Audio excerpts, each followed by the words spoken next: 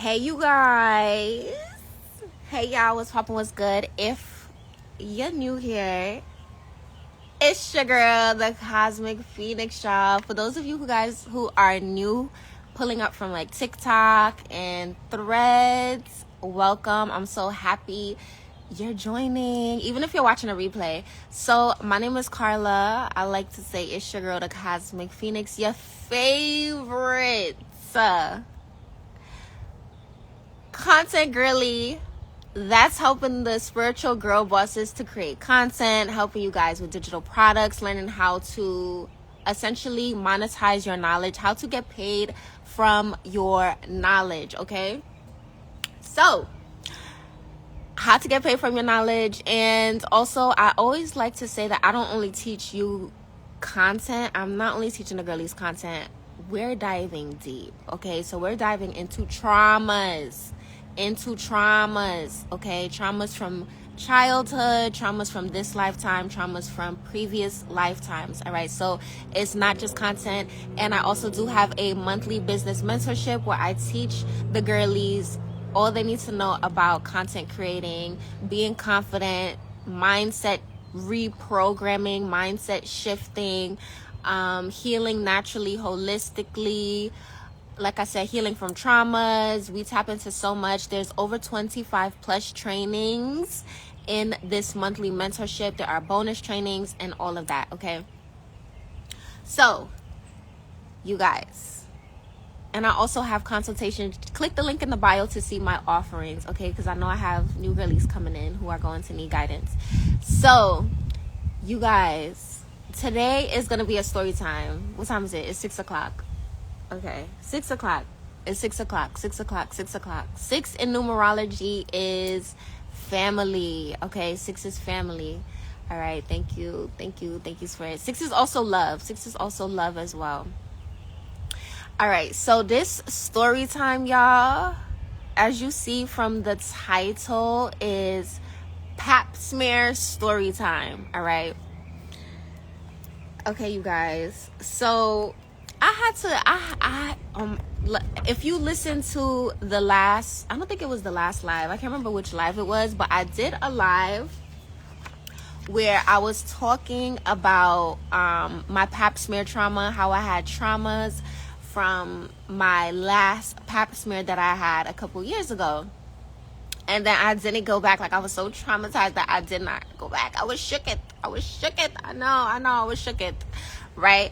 And so my spirit team has been guiding me, like, you know, to go. So I'm like, okay, let me go. And also I've been focusing a lot on self-love, self-care, confidence, and having self-compassion, forgiving yourself, you know, doing the inner work, doing the healing work, right? So I'm like, okay, so I scheduled my pap smear. It was last Monday, okay? It was last Monday. Oh, before I start, thank you, Spirit, I do want to say, yes, I am an actual registered nurse. Though I'm a healthcare provider, I am not your healthcare provider, besties, okay? So the information shared here is for educational purposes only. I'm giving my account on my experiences, okay? So always contact your PCP, which is your primary care provider. Contact your MD, your doctor, before starting any regimens, before implementing anything that you see in, whether it be on any one of my pages, okay? So that I have to give my medical disclaimer, okay? I know. All right, so good. So yeah, so I scheduled my appointment, and it was last week Monday. Remember I was telling y'all, like, okay, this week I'm gonna go do my pap smear. So for those who don't know, a pap smear is, it used to be an annual test for women to go and have their cervix, which is the lower portion of the uterus, swabbed, and then, you know, see the results, okay? to check for cervical cancer. All right. And so it used to be annual. You guys, I have so much information going through my head right now. I'm receiving so much, and I'm like, oh, okay. As I'm even sharing this story, like the pieces are connecting. So they're like, it was annual, but as I was doing my research, I realized that the guidelines has changed. Okay, so they're no longer annual, recommended annually. Okay, there's different guidelines, so they're no longer recommended annually. So you know, different age ranges has a recommending test time. So women age 21 to 29, the pap test is every 3 years. And then they have women 30 to 65 every 3 years, or co-testing. So co-testing is when you go to do the pap smear and have an HPV, which is human papilloma virus test done, and that says every 5 years.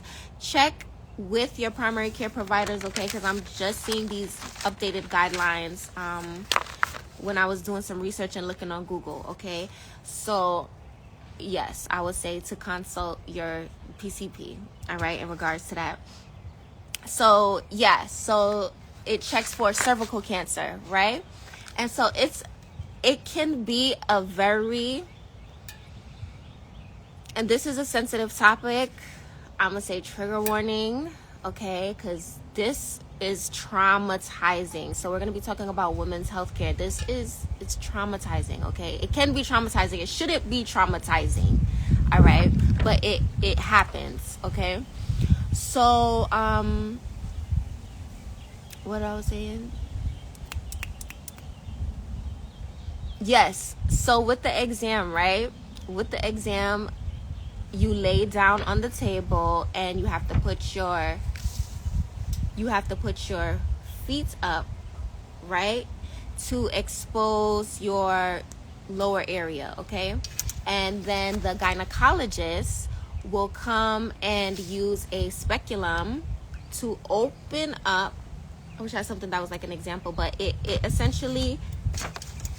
essentially a tool, right? And so it opens up, it's inserted into the vagina, and then it opens up the vagina to expose the cervix so that the gynecologist can see and do the exam, right? So I know for me, the last time I went, it was traumatizing, like I said. And so I was like I said, shook it. So when I went back, I knew the exam was uncomfortable, like there was discomfort, right? But they're like, yeah, you know, you're just gonna feel a little bit of pressure. You're just gonna feel a little bit of pressure when the speculum is inserted and then when it opens up. And I'm not saying, you guys, I'm not saying this to deter anyone from going to do your pap smears. Go and do your pap smears, y'all, okay? I'm giving my story, okay, my account of things. So I don't want to scare you. I'm not telling this to scare you. We're removing fear. Fear is a liar. We're removing fear, okay? So no fear, no fear mongering. Don't get into a place of fear, okay? If you've never had one before, don't get into a place of fear, all right? This is good because I wish that someone like really sat me down and told me like what to expect during the procedure, like really what to expect during the procedure, okay? So that's why I'm really sharing this, and to bring awareness and attention to some of the things that we're going to be talking about today. So yeah, so she's like, okay, you're gonna feel a little bit of pressure. So I already told, and I don't want to rush through it, so I have notes here so that I don't forget, important things to say, okay? So I did tell you guys that I'm a registered nurse. I've been a nurse for about 6-7 years now. I no longer work in traditional nursing. I quit my nursing career last year to pursue my soul's purpose, to fully move into my soul's purpose, like just trusting my soul, trusting my spirit team, trusting the universe to guide me, because I know that there was more. I'm grateful for that journey, that experience. However, I knew it was time for me to get to the next level, right? And so I left, and I have not been doing nursing, haven't worked a 9 to 5 in about a year, okay? I've been doing my own business and trusting in my ideas, my gifts, all right? To provide and trusting for spirit, the universe, my higher self, spirit team, all right? So that's some background information about me. Also, in 2020, when it was the panini, because I know I have new people coming in, when it was the panini, when it was 2020 was the panini, y'all know what the panini is. When it was the panini, I was one of those people, those nurses, those healthcare providers that was like, oh, I gotta make sure my eyelashes on because the wind. I was one of the people that was like, no, like, I'm not doing. Oh, put what where? In this body? No. I was one of them people that was like, no, to the point where I got fired in New York because I wouldn't. Came to Florida, was able to get a nursing job where it was not required, okay? And yeah, I've been in Florida about 3 years, right? So that's a little background about me. So I'm someone who I'm very into like holistic, natural remedies, okay? I don't like to take LEEP pills, prescriptions, medications, and things like that, to the point where even when I'm on my period, thank goodness my period is not heavy like it used to be ever since I had changed my diet like 2 years ago. However, now I've started eating chicken and stuff like that, and so I have to get back to my diet of like not eating certain foods, right? Completely. So that's to give you some background information about me, like, you know, what type of person I am in regards to my health. Like, I don't even take Tylenol. That's what I was saying. I don't even take Tylenol for my period. For anything, really. I do not take any Tylenol. I don't remember the last time I took Tylenol. Years ago. Right? So I try as much as possible not to take medication, right? There's a herb for everything. There is a cure for everything, okay? Period. So that's some background about me, right? So, yeah, so... And then, okay, yeah, so that's why I had to give y'all some background. Okay, so next, it had been a while since I went to my last pap smear test, right?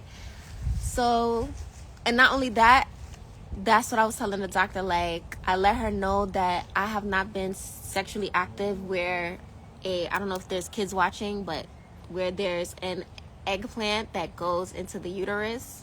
Hi, sis.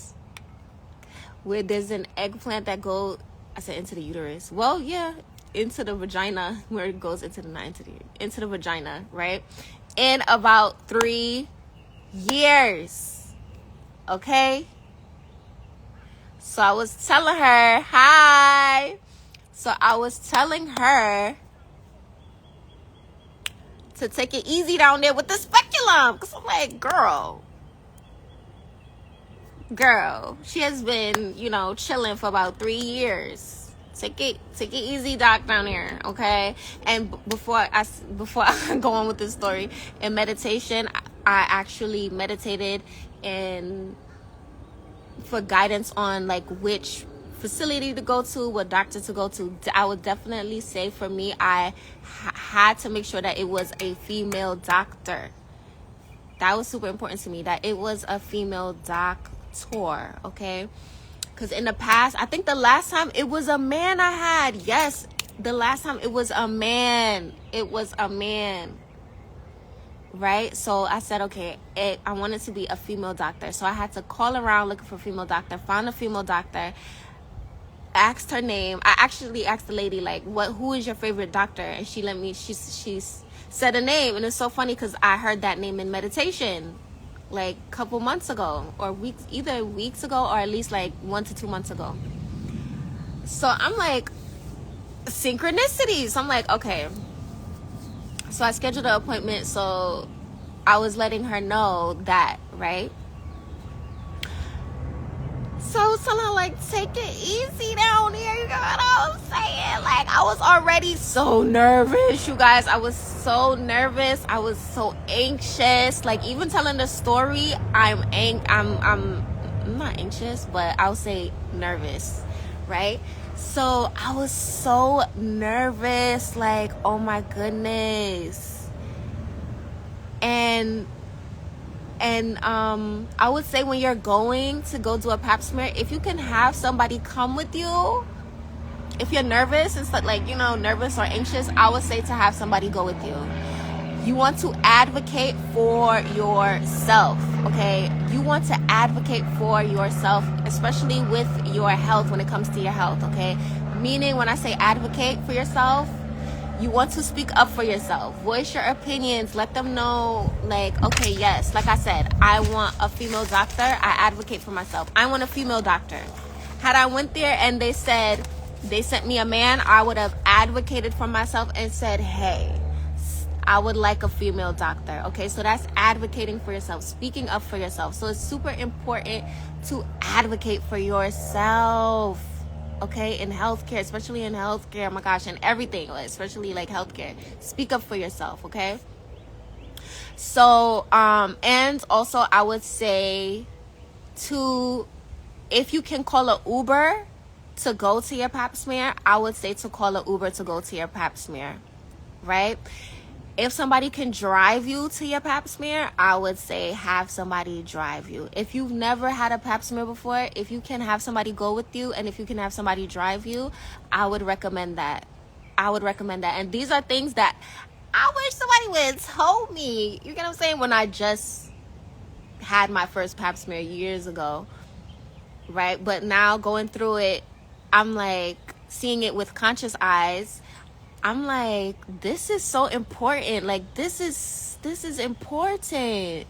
Like, somebody should drive you, because after the pap smear, I was just discombobulated. After the pap smear, I felt so fucking violated. I was traumatized. This was last week, Monday.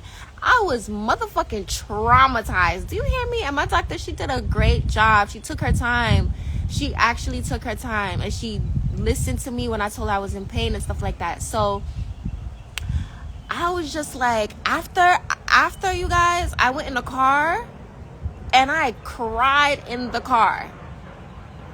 Drove home, cried, got home, cried, but I stayed outside for the rest of the day. I slept outside because nature heals you. So I'm like, okay, I need nature to help me to rebalance, to heal this, because it was traumatizing. So nature heals you. So the birds, the sounds of the birds, you know, will help to balance you, because I know for me, it was motherfucking traumatizing. I felt violated. My baby girl, she was like, girl, what was that? But also, another thing I would say to do is to speak to your body. Speak to your body before your pap smear. Speak to your cells. Your cells can hear you. You can reprogram your cells, right? Your body listens to you. It is powerful technology, okay? Speak to yourself. Let yourself know. Like, let your womb know. Speak to your womb. Speak to your vagina and let it know. Hey, you know, like for me, I said, hey girl, body, hey, listen, we gonna go get this pap smear done today. Let me tell you what's gonna happen. You're gonna feel some discomfort. You know, I love you. Just speak love over yourself. Speak love to your body. Let your body know. Let it get prepared, right? So that's what I did. I would also suggest doing that, okay? So yeah, we went over. Okay, so then, yeah, I let the doctor know, and she's like, okay. So then she took the speculum, and then she put it inside. Remember I told you guys how the speculum opens? So she put it inside. She's like, okay, you're gonna feel some slight pressure I'm like, okay. I'm trying to remember what slight pressure would feel like down there. So I'm like, okay. I'm like, slight pressure. I was like, bitch!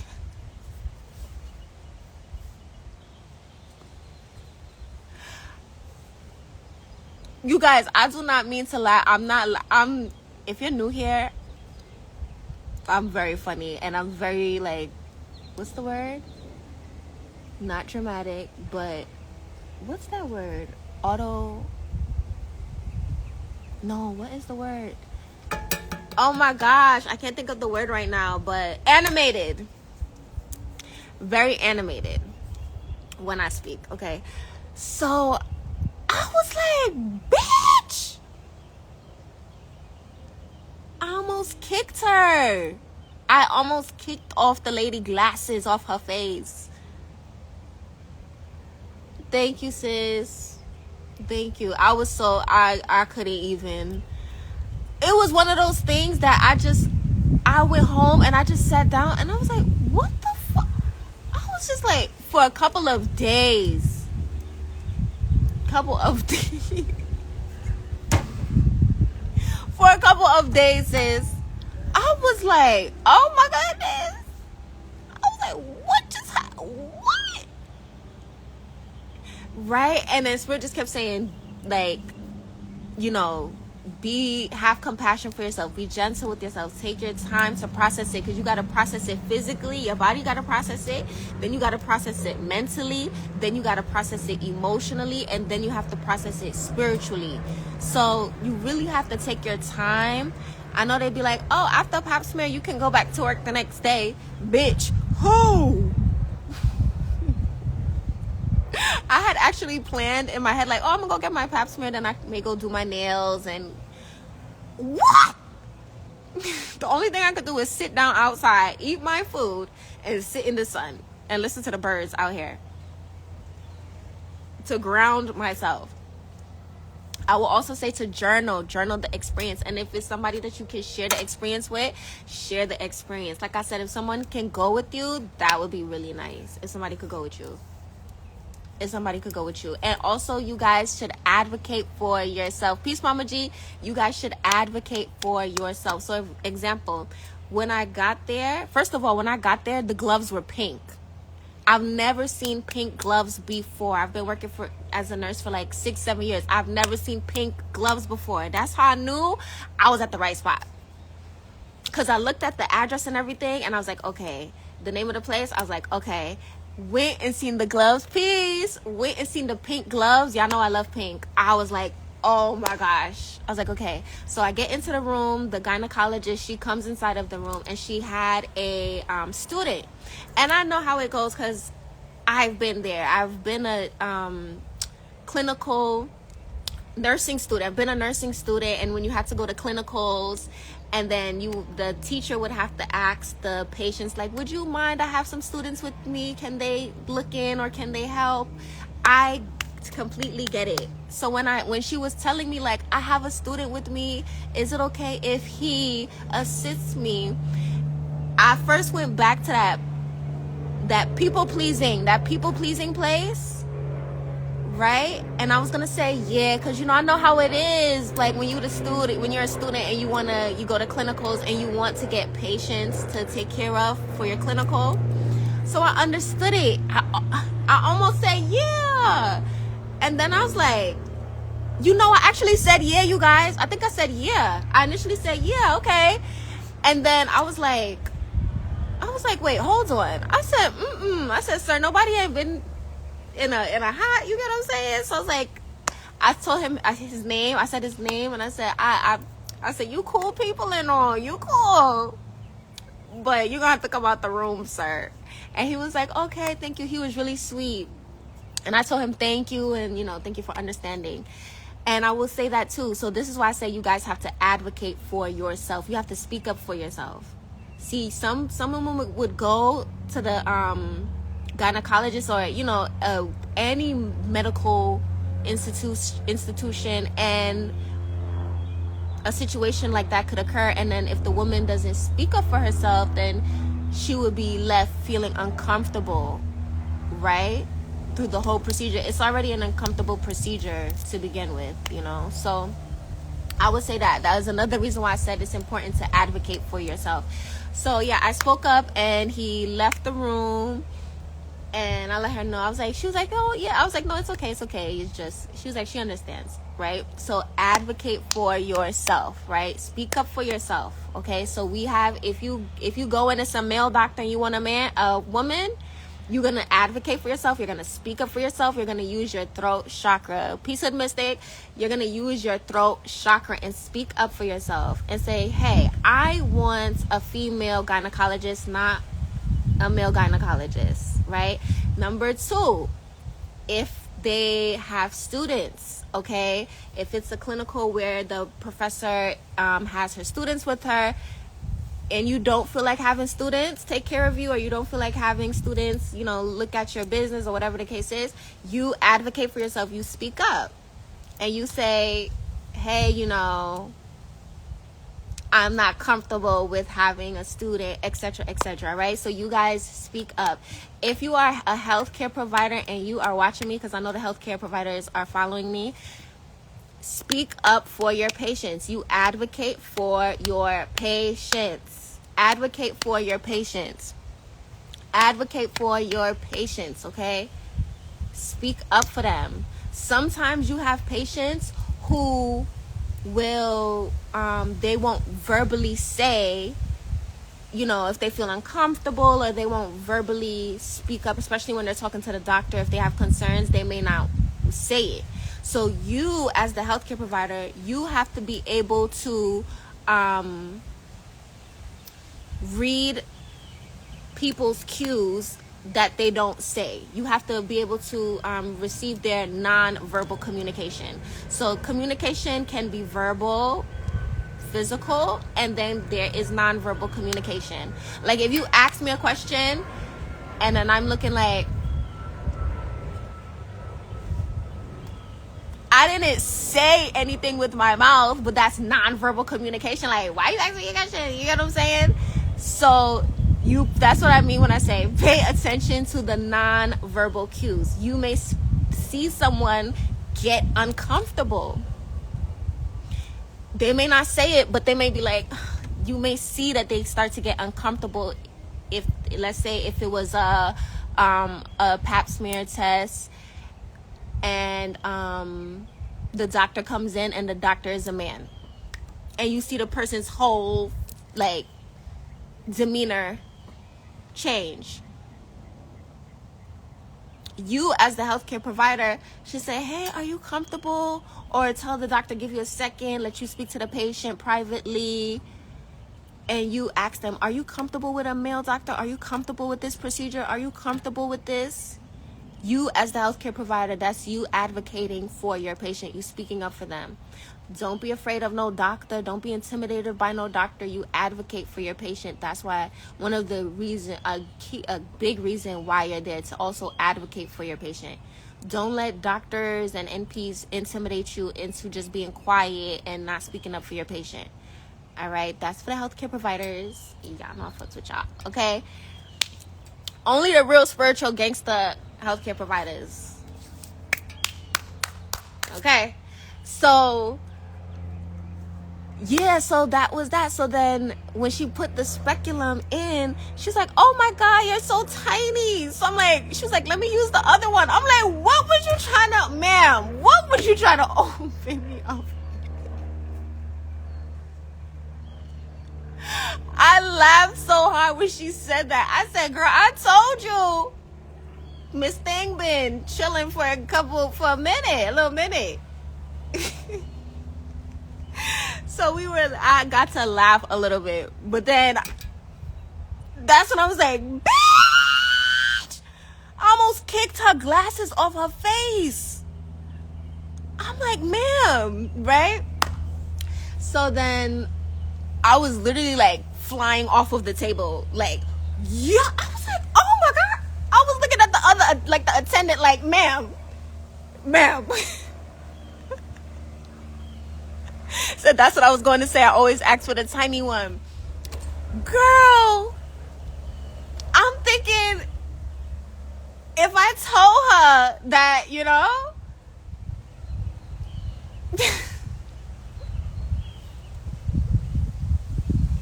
I didn't even realize that it was different sizes.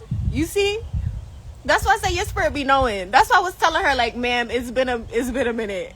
Because my soul already knew she was gonna draw for the big dusty speculum.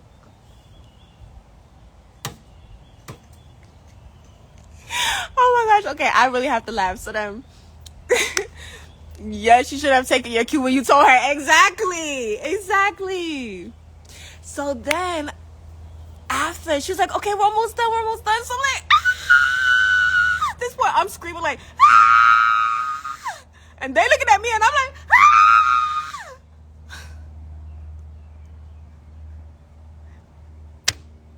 I was like, oh my gosh. And then when she was finished, she was like, oh my God, you did so great.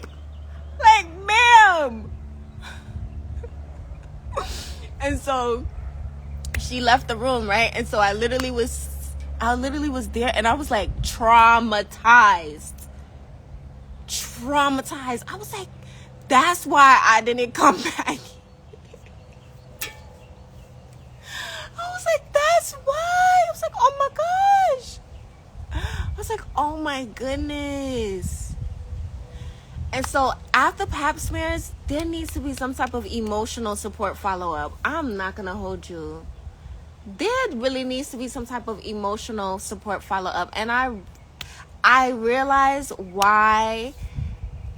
And when I get into the other details, you guys are going to be like, what? And I was asking Spirit, like, why now? Why is the situation coming up? In meditation a couple months ago, I heard, you chose this, you will not die. Oh God. I was meditating a couple months ago and I heard, you chose this, you will not die. So I'm like, the fuck? So once I heard that, your spirit team is number one, always going to prepare you. Okay, they're always going to tell you. And my spirit team will tell me things. I've been really practicing my gifts, and so I receive things that haven't happened in the physical yet, like sometime a year ahead, as far as a year or 2 years ahead. So I start tracking it when I get information. I keep it in my books. I start tracking it to see how long it takes for what I heard in meditation to come forth, right? So that's what I heard. You chose this, you will not die. So I'm like, oh my gosh, you guys. I'm like, guys, what is it? So then that's when I'm like, okay, let me go. That's what I was telling you guys. I'm going to go to my GYN and stuff like that. Right? And so, because I know this is a very sensitive topic, and a lot of women go through so many things in silence because of shame, fear, guilt, embarrassment. And I even experienced these emotions as well. And my spirit, I literally was able to put it together why I have to be brave and speak up. Not only because the profession that I went to school to study, which is nursing.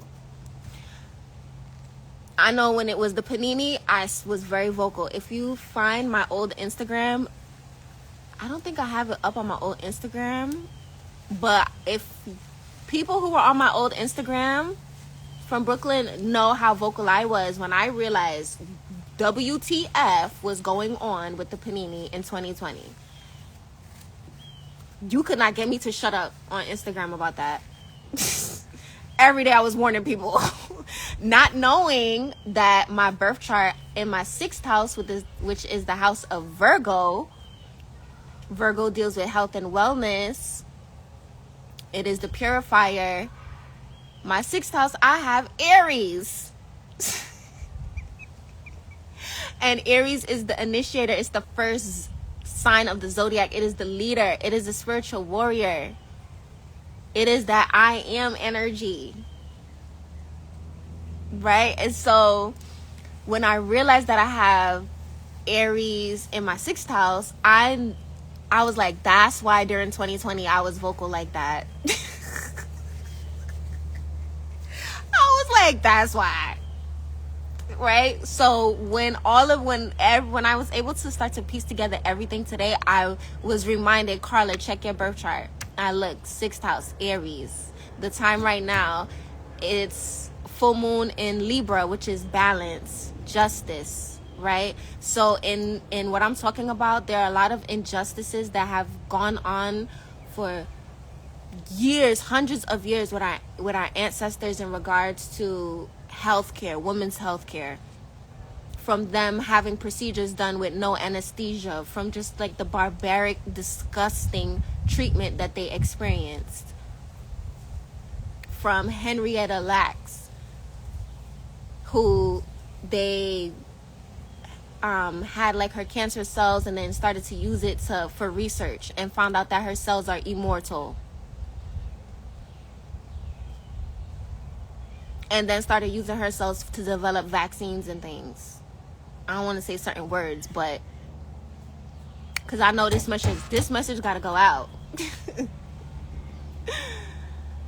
Right? So it just brought back a whole, like, not only trauma from when the last time I went to get my pap smear done, but it brought up ancestral trauma.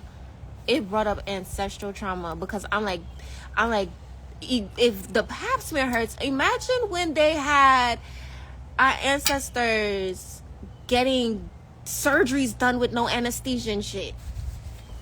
It pissed me the fuck off last week. I was traumatized, then I was pissed, then I was like, WTF, and then I started to realize, oh, I have to speak up about this. I have to be brave and speak up about it.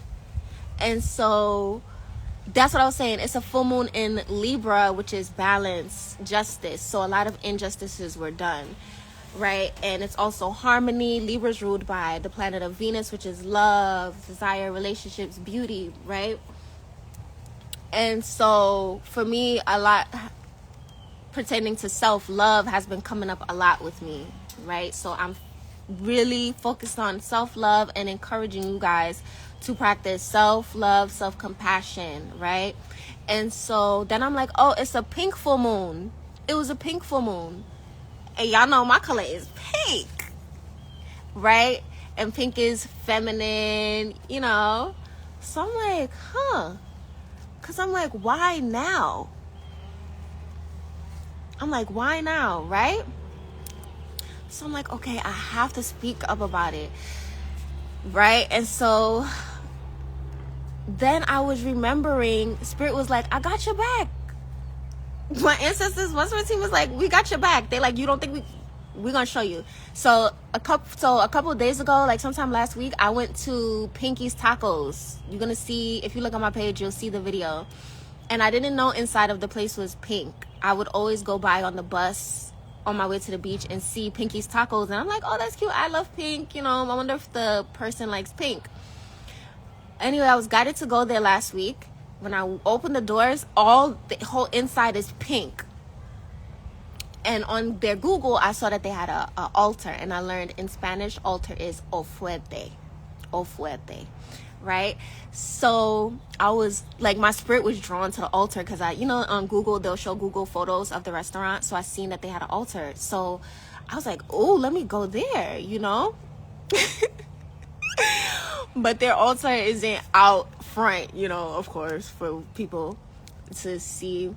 Well, let me not say of course, because some people do have their altars on display and stuff like that. So I'm like, so when I started to look at the decor of the place, they have a wall, right? So they have a wall. On the wall, it's a skull, right? On the wall, it's a skull. And so, so on the wall is a skull, right?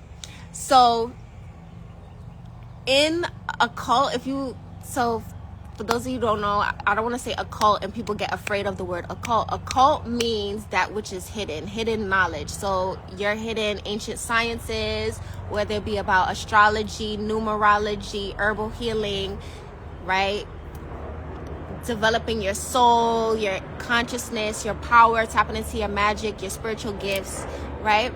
So in occult, the skull means skill, right? So highly skilled. It also represents ancestors, right? Those who have passed on, those who have transitioned. So when I was walking around, I seen they had a whole wall with a skull on it, a pink skull. So the place name is Pinkies. And I was going to wear pink because I'm going to Pinkies. But my spirit team is like, no, you got this orange jumpsuit that we want you to put on. Put on this. Like, my soul is like, girl, put this one on. So I'm like, I haven't worn that in like 2 years. So I had to wash it, put it on. And I'm like, oh, this is cute. They're like, yeah, we need you to shine. We need you to shine, okay? So I'm like, okay, that's probably why they want me to put on the orange. And also, I had went on Monday to get the pap smear, right? And our reproductive organs is in the sacral chakra, okay? So we have 7 main chakras, but you have thousands of chakras, and they connect your spiritual and your physical energy. It's where it meets, right? It's like a spinning wheel. Think of it like a spinning wheel. We have 7 main ones, right? And so each one correlates to emotions, all right? Different emotions. And also if it is imbalanced or like there's a challenge going on in your chakra, usually related to a trauma, right? Something that could have happened in childhood or in previous lifetimes that you experienced that has went unhealed, unacknowledged, not addressed. And so it kind of like festers. When you don't heal your traumas, they fester, right? Wherever it's usually correlated to also like emotions and organs, right? So let's say you have a trauma in your sacral chakra, which is associated with the color orange, and it's 3 finger widths below your belly button. So I will show you my belly button, but my belly button has like the little hairs on it. But you would take 3 fingers and put it 3 finger widths beneath your belly button. That would be your sacral chakra, right? And so it houses your reproductive organs and things like that. So if, let's say, you went through a trauma as a child related to could be like a sexual trauma or something like that, it will cause an imbalance manifest in the physical as a challenge with the reproductive organs, okay? It can manifest in different diseases, as different diseases. All right, so before anything happens in the physical realm, it first happens in the spirit realm first, right? And so a lot of times if you are tapped into your gifts, you'll see spirit show you,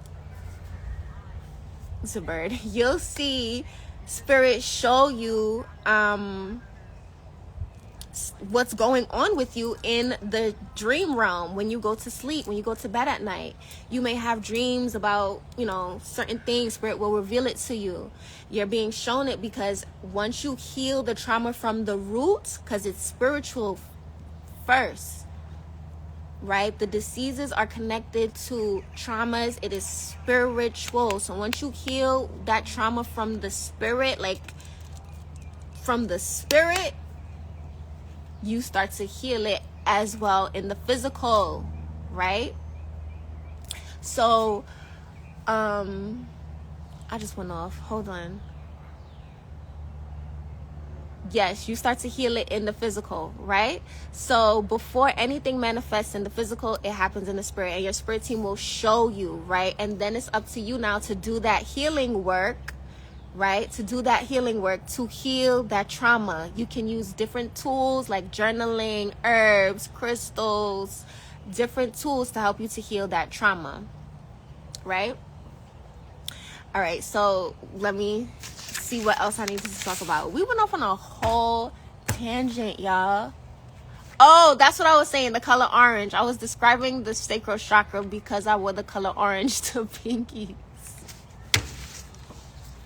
So I wore the color orange to Pinkies during that same time when I went to get my pap smear last week. And again, your reproductive organs are located in your sacral chakra, which is governed by the color orange, okay, associated by the color orange, right? So I ended up wearing orange, and in the picture I was standing up in the orange jumpsuit in front of the skull.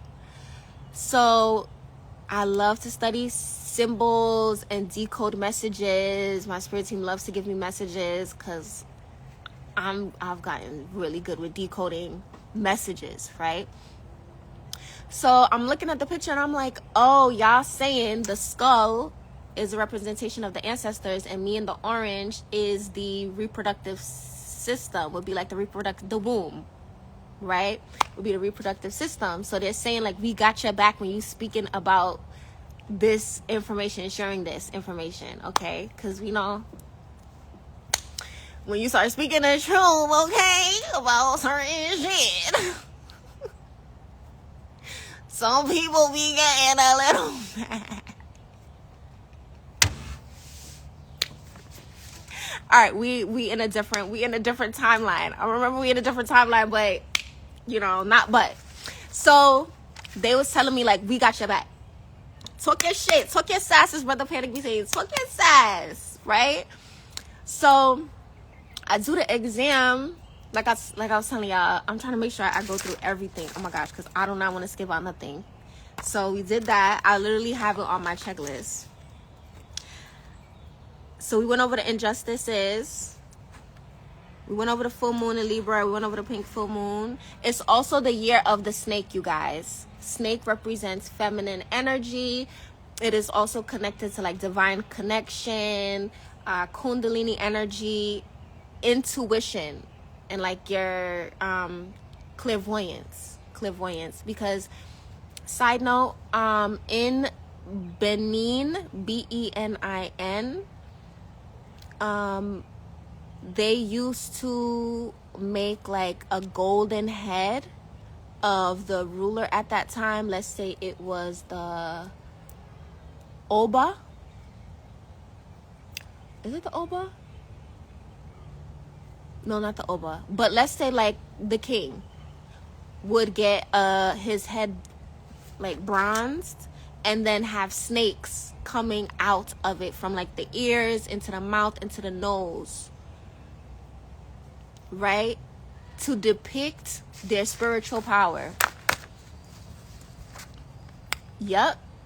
They would use, so when I learned how the snake is connected to femininity and your intuition, like your gift of seeing, your clairvoyance, so they would use that as a symbol of power to show their strength, with the snake coming out of their heads in the statue, coming out of their ears, their nose, their mouth, to signify their power, their spiritual power.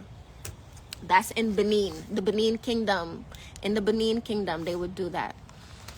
And so it's also the year of the snake, which is very significant because it is the rise of the divine feminine, right? And we also, if you haven't watched like my previous videos, we were talking about, Professor Melanie did a lecture where she was talking about the rise of the Kali Yuga bloodlines, right? Which are fierce spiritual warriors and physical warriors from like 400 years ago, and they thought that they killed all of their bloodlines, but they didn't, right? So we keeping that in mind too. And then it's the pink full moon, so I'm like, okay, something with like women's reproductive health.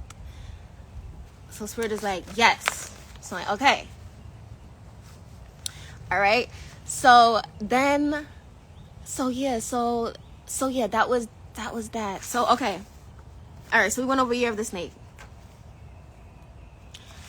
All right, now we're about to get into the nitty gritty. So then, like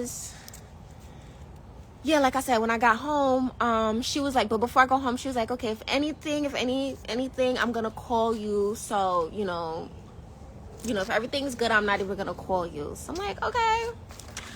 So I know what the fuck I heard in meditation a couple months back, where it was like, you chose this, you will not die. Yes, thank you. Because it's so funny, sis. Spirit highlighted that to me today. Go slowly. That's what they said. Go slowly. So thank you. Take your time. So yeah, she was like, so I'm like, yeah, I know what I heard in meditation. So I'm like, I'm kind of expecting her to call me. Because you know why? What else too? I heard that in meditation a couple months ago. And then I think it was probably like last month, or maybe at the beginning of April in meditation, I heard, wait till I call you. See, yes, I knew I was prompted to type that. Yup. You sure was. I literally saw that in a book, or it was somewhere I seen it, and it said go slowly. So yeah, I heard wait till I call you in meditation. So I'm like, so then I start putting it together. I'm like, oh, wait till I call you. So I'm like, that's the doctor. So the doctor's gonna call me. So I already prepared myself. I was like, okay, because I sat down, I put it together. I'm like, okay, the doctor's gonna call me. So I'm like, what is the doctor gonna call me for? So, all right, so I'm already in the mode like, oh my God. But not really, because they already prepared me, because they told me in meditation. So this is why it's so important to meditate, y'all, to meditate. If you've never meditated before, you can practice meditating. It's not hard, y'all. It's like a muscle. The more you practice it, the stronger it gets. It gets stronger and stronger, okay? You get better and better at it. And I also have a meditation guide ebook in the link in my bio that teaches you how to meditate if you've never meditated before. But keep practicing, y'all. Write down what you receive in meditation and trust what y'all receive. I'm telling you. So I'm like, okay, wait till I call you. So I'm like, okay. So I was like, you know, like they have the app where you could sign in, and like a patient portal, and you could keep up with your I was gonna say reviews. You could keep up with your documentation, your appointments, and things like that, and write messages to the doctor or the facility. So I'm like, oh, let me go on there and let me tell them to contact me at this email address. So I give them my email address. So, you know, I didn't go into really a state of worry, you know, because I know Spirit said, you chose this, you will not die. That was the first thing I heard. You chose this, you will not die. So it's like, okay, well, I'm not finna die, whatever the fuck it is. So then, so now, I forgot what day this was, but it was sometime last week. So then now, I look, and it's like, the results come back. So I'm like, okay, good, the results come back. So I'm looking. So I also did blood work too. So I'm looking, and I was like, okay, good. So my CBCs, my, what was it? I'm gonna say my creatinine was high. So I know that's dehydration, that's the kidneys, right? So I'm like, okay, I usually do be having high creatinine, right? So, which I've been working on. But, so, yeah, that came back. So I'm like, okay, good. So now the HIV test come back, negative. I'm like, good, okay. Now look, chlamydia, negative. Gonorrhea, negative, good. Hepatitis B, negative. Hepatitis C, good, negative. And I was really, like, when I forgot what year this was. This was probably a couple years ago. I want to say like 2 years ago, probably. I had gotten stuck with a dirty needle from a patient. And that's another reason why I was like, let me leave nursing. Because it's like, if you don't go the easy way, spirits will, they will make, you could go the easy way or the hard way. And at that time I was like really tired, like working double shifts, just like exhausted. And then the patient was talking, he was saying something, and then boop, I was going to throw it in the sharps container. Boop. That's what I say, as soon as you give your needles, discard it. Most of the syringes should have the safety tip, but there's some that has the one where you have to pull it instead of clicking the plunger for it to retract the needle. But if you don't have that one, it's the one that you have to draw. Like, the healthcare providers know which one I'm talking about, and if y'all seen it before, you know, you pull it up, the piece up to cover the needle. So it was that one, and I was used to using the plunger. The plunger where you push it down and it retracts the needle automatically. And so, oh, there's a butterfly. Hi, or a dragon, butterfly. So I was using that one, and it sucked me, and I'm like, oh my gosh. So it's a whole thing. I had to squeeze. If you ever get, I don't wish this on anybody, but you want to make sure you squeeze out all of the blood. As much blood, you squeeze it out. Those are for needle sticks, okay? It's a whole protocol that you do, all right? And so so that was that. So the Hep B, Hep C, everything came back negative. So I'm like, good. Right? So I'm like, okay, so then I'm just waiting for the pap smear. So I'm like, okay. So I'm waiting for the pap smear. So then I looked on the app, like Spirit was telling me, like, go on the app now.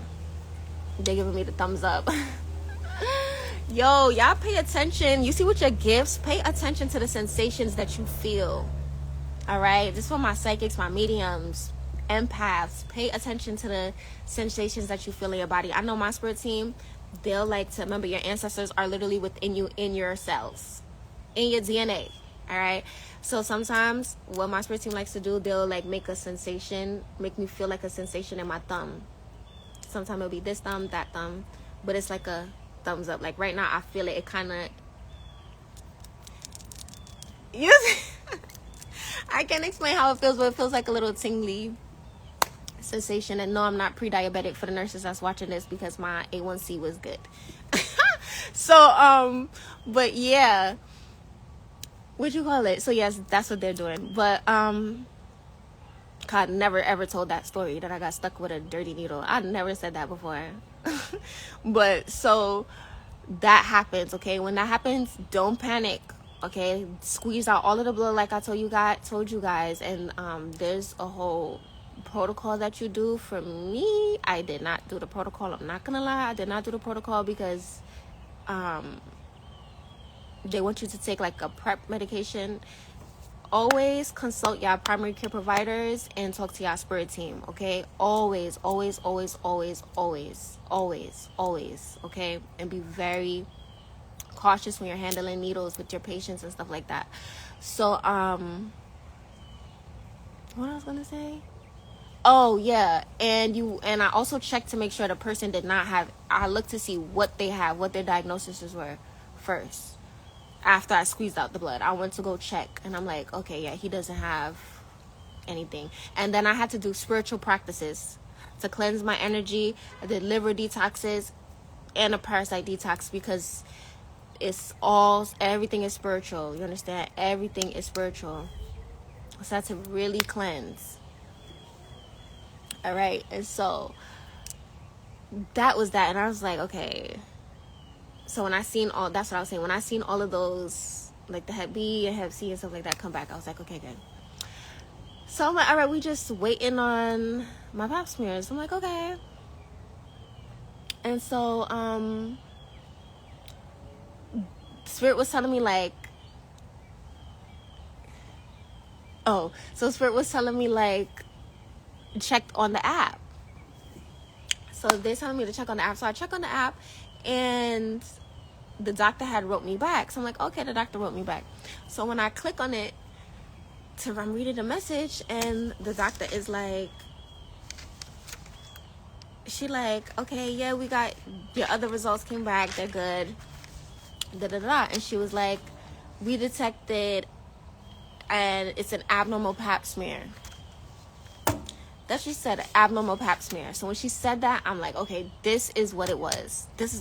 Wait till I call you. Remember I told y'all in meditation a couple, I want to say weeks ago, or maybe last month, I heard wait till I call you.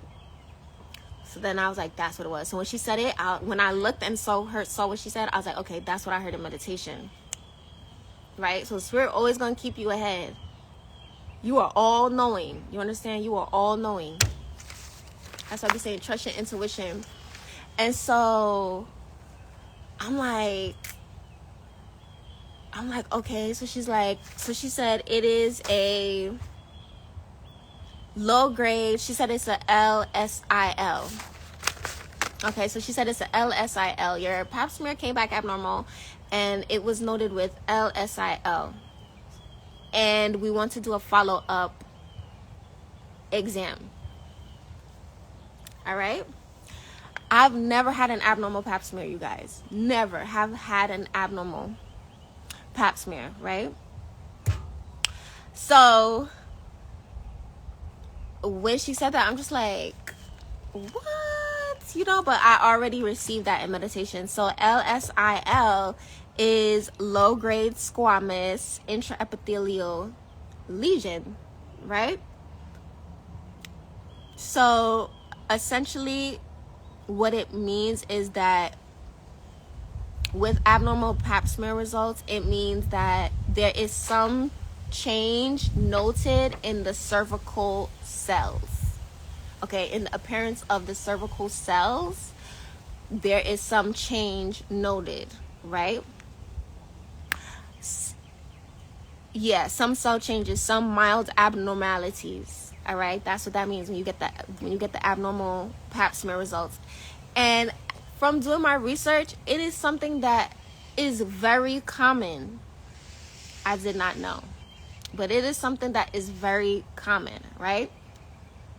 So I'm like, okay, so I start looking up what the LSIL is. So it says that it's a low-grade squamous intraepithelial lesion. So they're considered precancerous, and LSIL abnormalities can usually resolve on their own, meaning they'll go away on its own. It'll go away by itself. Your body will do what it needs to do to heal it, right? To make the cells get back to normal. All right? And so it's essentially saying the cells are not cancerous but have the potential to become cancerous. Okay? It's not cancerous cells. They have the potential to become cancerous. This is from the research that I'm looking up about it, okay? So I'm like, okay, so now what I realized is, all right, so that's that. I'm going to try to go in order. So that's that, right? So I'm like, okay, so now after she says that, I'm just sitting down, meditating, figuring out what to do next, because she says, we want you to have a colposcopy. Okay, let me drink my soursop tea. Hold on.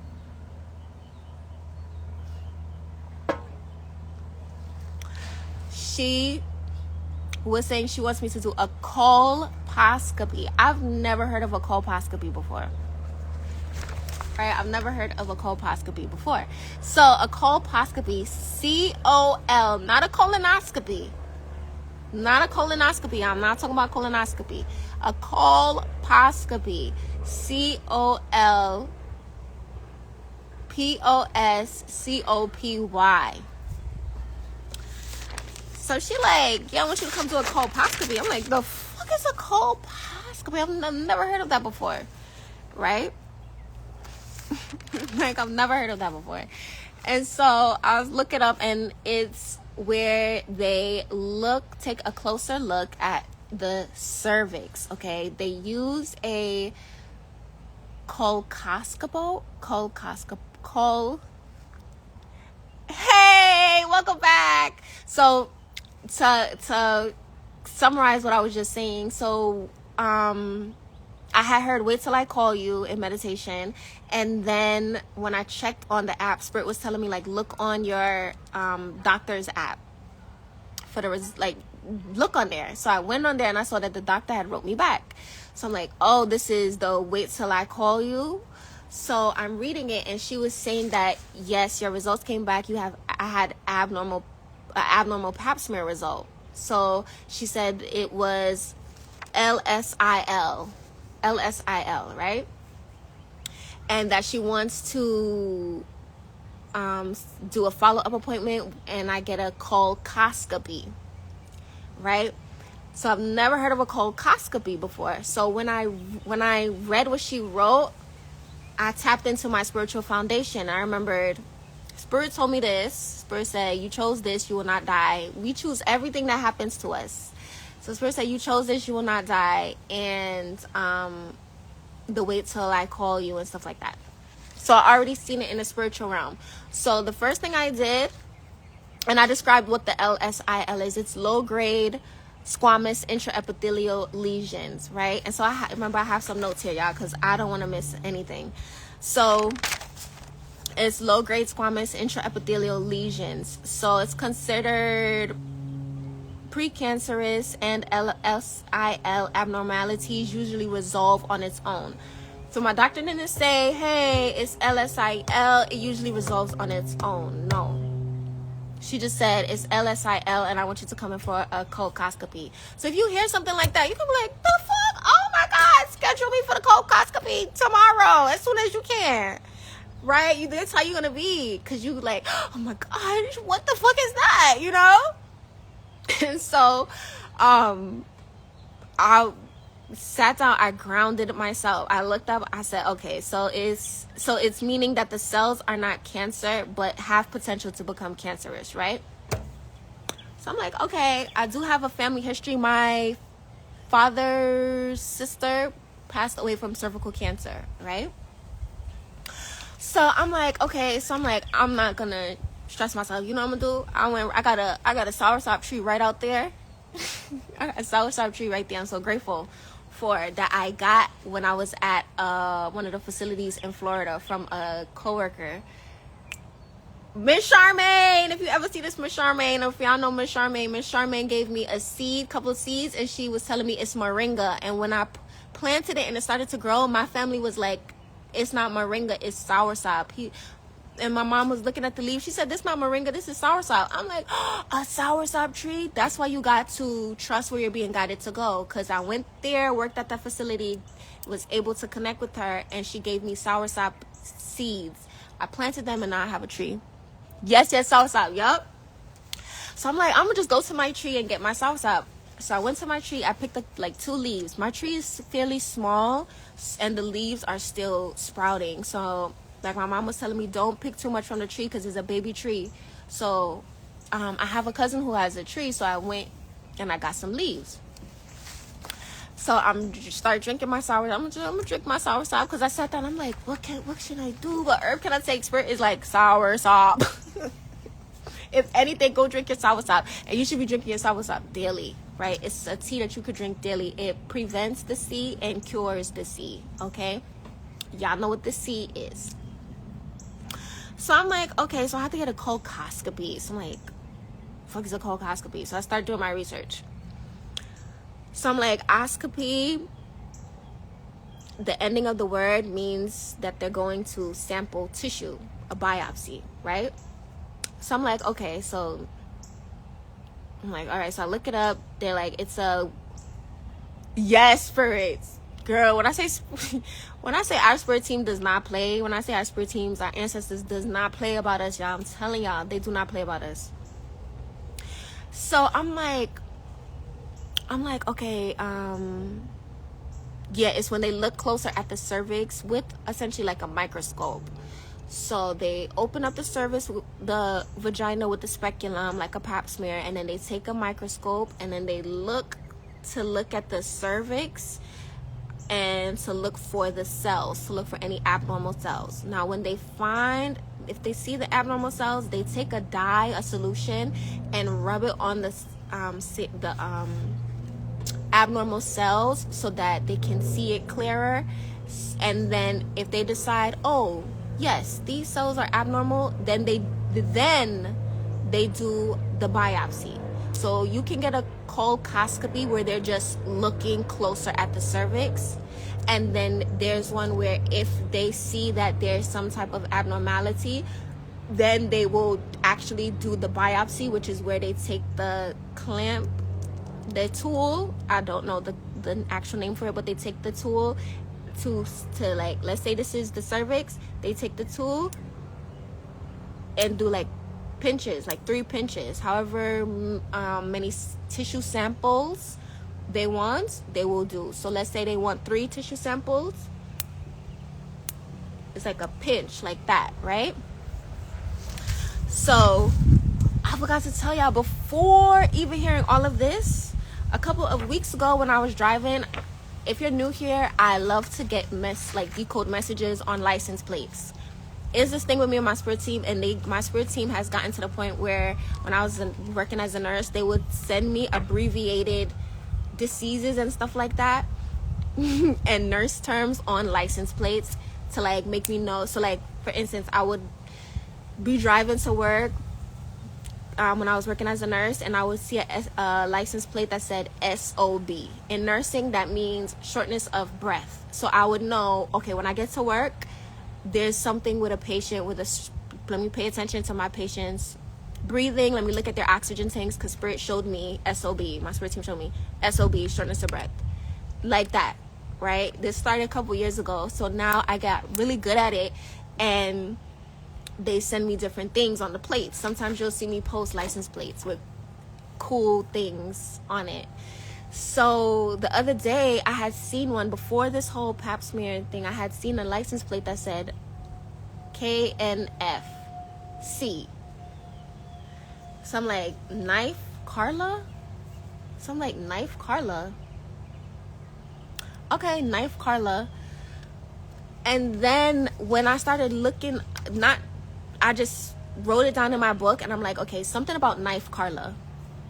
Now when I'm sitting down looking up the colposcopy, I realize that they're gonna take an instrument to remove pieces of the cervix if they see abnormal cells when they do the colposcopy. So that's what my Spirit team was getting me to realize, like, okay, Carla, it's something with something like a knife surgery. That's what they're saying, because it's essentially like a little mini surgery, right? So I started to put it together. I said, oh, okay, that's why I was seeing Knife C. They was telling me essentially like to pay attention, you know, like, because they're trying to get our attention and send us signs and synchronicities and stuff like that. So I'm like, okay. I was like, okay.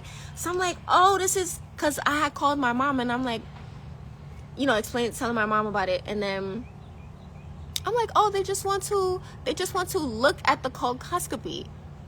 They just want to look at the colposcopy. So my mom was like, yeah. She's like, oh yeah, you know, your family has a history of it, right? So I'm like, all right, but my mama know how I rock. You know, I don't really, you know, with the certain things with the healthcare system, you know, I just, you know what I'm saying? So I'm like, okay, I hear you. So then I'm like, I started looking into it, and I'm like, oh, it's not they just looking, they actually will take a biopsy if they see that something is abnormal. So I'm like, okay, so it says like I told you guys, it's a more in-depth examination to examine the cervix. They use a colposcope. I want to make sure I get the word correct. A colposcope. So a type of microscope is called a colposcope. They use it to see the surface of the cervix, okay? And the procedure is like a couple of minutes, it says, all right? And when you look it up online, again, I'm not trying to scare anybody. I'm sharing my experience, okay? So when you look it up online, it says the procedure is a couple of minutes, right? It's a couple of minutes, and it's not, they said it's generally not painful, okay? So I'm like, okay. I'm like, all right. And so now I scheduled the colposcopy. I scheduled the colposcopy. I don't know what time I came on here. I don't want to be on here long, but I don't want to rush the story. Like Spirit said, take my time. So I scheduled a colposcopy. Their next date was May 9th. And I'm like, that's my birthday is May 10th. So I'm like, no. I remember how traumatized I was for the pap smear. So I'm like, I'm like, no, not May 9th. So I was like, do you have any? Then I realized it wasn't the same doctor. So I was like, oh, hell no, it's not the same doctor? No. So I was asking for the same doctor who did the pap smear, and they told me her recent availability, which is May 5th. So I said, okay. And so, like, I started to meditate, and I was like, something's like, you know, pay attention, research this procedure. So I started researching the procedure, and I'm like, not to mention, you guys, a lot of women have abnormal pap smears. And there's so many different reasons why a woman can have abnormal pap smears. And so some things such as, I want to say it's multiple things. So some things would be HPV, human papillomavirus. Okay, so it is a common STI, sexually transmitted infection, that a lot of people have and don't realize that they have it. Is so common. Okay, and so when I was researching it, it was saying that 80% of women have HPV and don't know it, or know it's, but it's saying essentially 80% of women have it. Okay, and there's no test. When I was looking it up, it was like there's no test for men to get tested for it. Okay, hold on. So there's no test for men to get tested for it. So a lot of times people can have it undetected and not know. And then when I was also looking it up, it was saying, it was giving different statistics. When you look up the statistics, you're going to see it. Okay, so you'll see what I'm talking about. So it's essentially saying, when I was looking up on the CDC, I was looking up information on the CDC.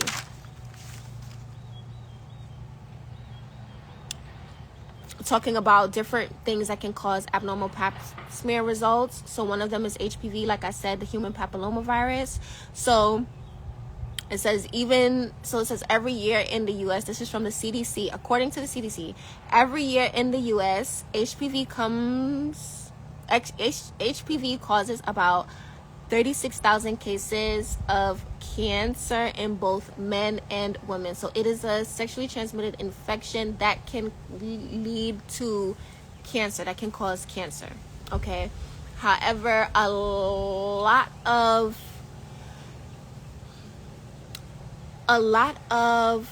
abnormal pap smear results can be cleared up on their own. Okay, so the thing with HPV is that most people will have, this is from the CDC, most people will have HPV at some point in their lives, and their bodies often clear the virus naturally. So a lot of times the virus, it will clear itself naturally. The immune system, your body will do what it needs to do to clear it, right? It can lay dormant, it can reactivate. There's so many different strains of it, like I believe 140 strains plus of HPV. Okay, and so even if you become immune to one strain, then it's like, okay, it's like 100, there's many more, okay, strains out there. So yes, it can remain dormant in the body for extended periods of times. So decades, it could remain dormant in the body, meaning that it's just chilling, and then it can just reactivate again. So there's different types. So there's HPV that causes cancer, and then there's HPV with like genital warts and stuff like that. Okay, most of the time when people get it, your body is going to fight it off before it even gets to the point of where it's producing symptoms like warts and like all of that. Okay, and it's something that is very common. A lot of women, when they go to the gynecologist and have pap smear tests done, it come back saying HPV positive. HPV, okay, positive, right? And so a lot of women panic, like, oh my God, because they make it, depending on your doctor, I will say this, depending on your doctor, depending on your healthcare provider, okay, some healthcare providers will actually sit down and explain everything in detail and not make you leave there feeling so terrified and in fear. Okay, and yes, okay, so yes, so there are some healthcare providers who will actually take their time to explain everything to you. Okay, it is something that is very common. Like I said, 80% of women, and a lot of people have it, don't know they have it, couples, so okay, whole thing. So it says even while being in a monogamous relationship, reduces the risk compared to multiple partners. It doesn't eliminate the possibility of HPV transmission. So yes, there is a vaccine for it that a lot of doctors will recommend for, like, as when I was researching it, as young as 9 years old. You guys,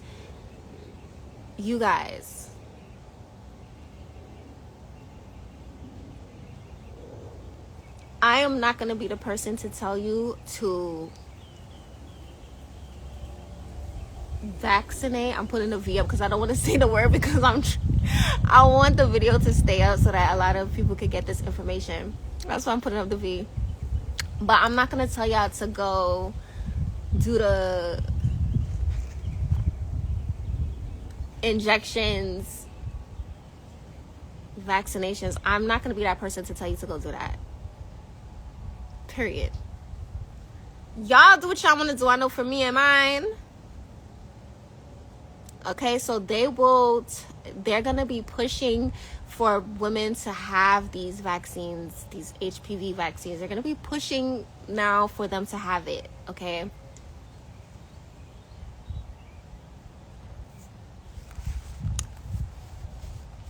Okay. And I say that because even when I was doing my research, usually like the pap smear was annually. When I looked it up, it says that it's like every 3 years now, and they're emphasizing doing the HPV testing instead, because the HPV testing is they're saying that it's going to let you know if you have high risk precancerous cells. Okay, it'll detect that, right, which will help to prevent cervical cancer. Okay, this is what they're saying. And so they're going to push this HPV vaccine, right? And so you guys always meditate. You guys have to connect spiritually. You guys have to connect deeper to yourselves, connect to your soul, so you can receive spiritual guidance. I'm not telling nobody what to do. I'm sharing my experience. You guys you practice connecting to yourself. Practice listening to your intuition, because you're going to have to use your discernment. You're going to have to use your discernment. You're going to have to use your spiritual eye. There's blue jays flying around right here. It's so cute. You're going to have to use your discernment. All right, when they're recommending for you to take certain stuff and do certain procedures and stuff like that. Trust your spirit, connect to your soul, connect to your spirit team. Your ancestors are always guiding you. The universe is always guiding you. Trust that. Know that. You follow your promptings. Follow what you're being guided to do. Go with your instinct, right? So they're going to be pushing this a lot, okay? Yeah, pay attention. Pay attention, all right? So, and this is why it's just so important for me to come and share this information. All right? So, okay, so with the abnormal pap smear results, some reasons for the abnormal pap smear results, because a lot of women get it. I didn't know. I was doing research on TikTok, and I was seeing the amount of women that was saying that they have an abnormal pap smear results, and then that it's HPV, and I was just blown away last night. I was like, oh my goodness. And then hearing the stories, I just was like, what? I was like, what? I had no idea. I've never had an abnormal pap smear result in my life. Okay? And so some women were sharing their experience and saying that they have multiple abnormal pap smear results and they're fine, and different things, different experiences that people were sharing. So I'm like, okay, so abnormal pap smear results could be from HPV. It can also be from things like yeast infection, bacterial vaginitis, which Professor Melanie did a live talking about how it goes misdiagnosed a lot of time. And it's ureaplasma, something called ureaplasma, which is another common sexually transmitted infection that they're now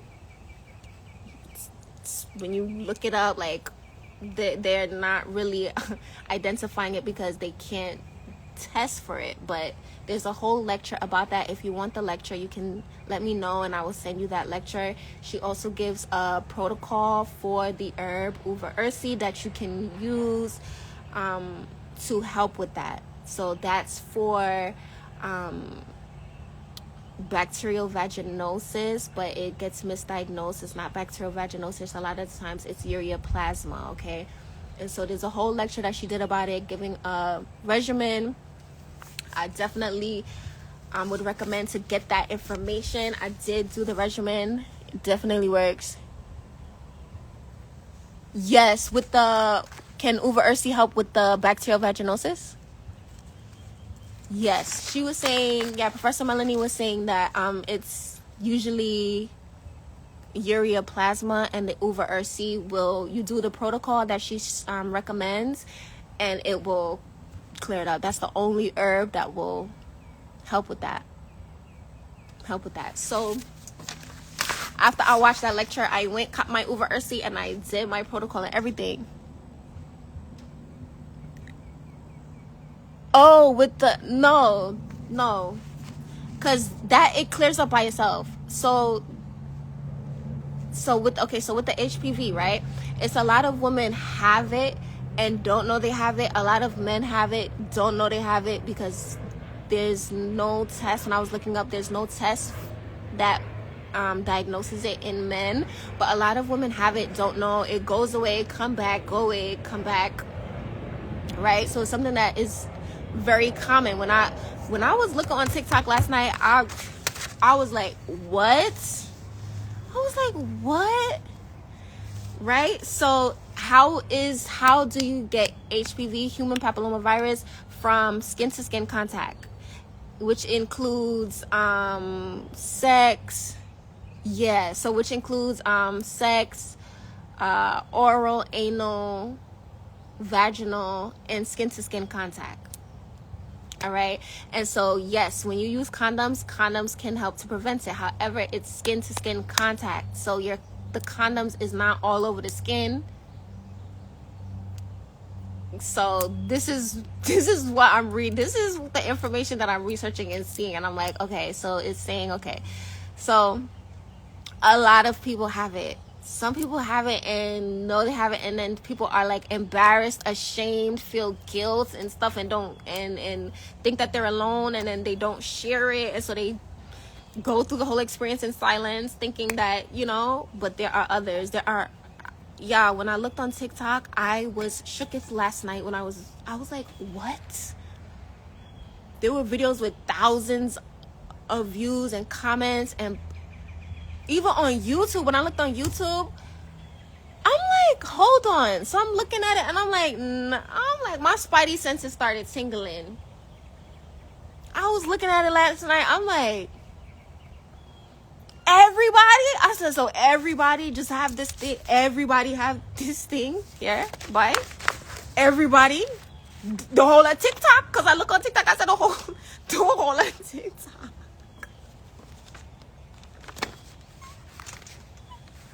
Oh, sis, with the okay, I see what you see. With the I see what you see. With the LSIL, the abnormal cells, so it's essentially like a change in the normal cervical cells, right? It's not cancerous. It's just saying like there's a change in it, which can be from yeast infections, bacterial vaginosis, all types of, you know what I'm saying? And also HPV is very common. A lot of women get the abnormal pap smear results, and then they also have a HPV positive, right? And so the LSIL, which is the name of the abnormal cells, it usually goes away on its own. I understand my doctor didn't say this, but I understand why, because sometimes like a fear thing, they want to get you in, you understand? Because now it's like okay, now you're gonna be scared. Now when they tell you, oh, go get the colposcopy, you gonna want to go get that colposcopy because you scared. You get what I'm saying? And then they're like, oh, the colposcopy is this, they're just gonna look with the microscope. Okay, they might just look with the microscope and then they already got you there. They're just gonna say, oh, we're just gonna take a biopsy. We're just gonna take a piece of the cervix to test and further see, right? So the colposcopy is done if the person has the abnormal pap smear. And I was going to say different providers may do different things. Some providers may tell you come back for a repeat pap smear in a year, or come back in however long of a period to see if the cells went back to normal on their own or if it upgraded, right? So that's how they'll monitor it. So some will say come back for a repeat pap smear, or some will say, okay, you had the abnormal pap smear test results, we want you to go do the colposcopy, which will further be able to analyze the cervix. And then if they see any abnormalities, then they will take biopsies. So with the biopsies, they're taking a piece of the cervix out to go send to a lab. When they send it to the lab will see it, identify the cells, and let the doctor know, right? And then the doctor will determine any further treatment that is needed. And then there's other options, like from that point, then they do like something called a LEEP procedure, LEEP, LEEP procedure, where they use an electric rod. And I'm not laughing because it's funny, it's just really batshit crazy, the shit I was like, how everything is connecting. They use like this laser, not a laser, but like a heated electrical rod with a loop at the end, and then they like go in, open up the vagina, and then you burn off essentially the abnormal cell and then take it to biopsy it. All right, some people were saying that they were getting that procedure done with no anesthesia. I could not believe what I was seeing. People were saying they were getting it done with no anesthesia because some companies don't want to pay for anesthesia, but usually it would be local anesthesia. And you can ask if you have to have that procedure. It's a whole other thing, but you can ask for anesthesia, you guys, okay? But that's one of the procedures that they would recommend for the patient to get after the colposcopy, which is the biopsy of the cervix. And if they see any abnormal cells after the biopsy of the cervix, then they tell them to either do the LEEP procedure or cryotherapy, where they freeze the abnormal cells. Or there was another one. There was LEEP, cryo. LEEP and cryo, and then they have other ones, right? And so yes,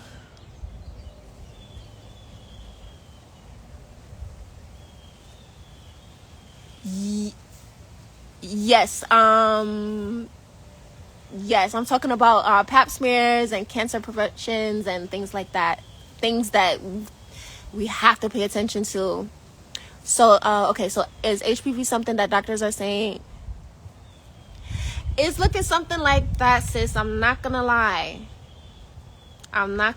It's some.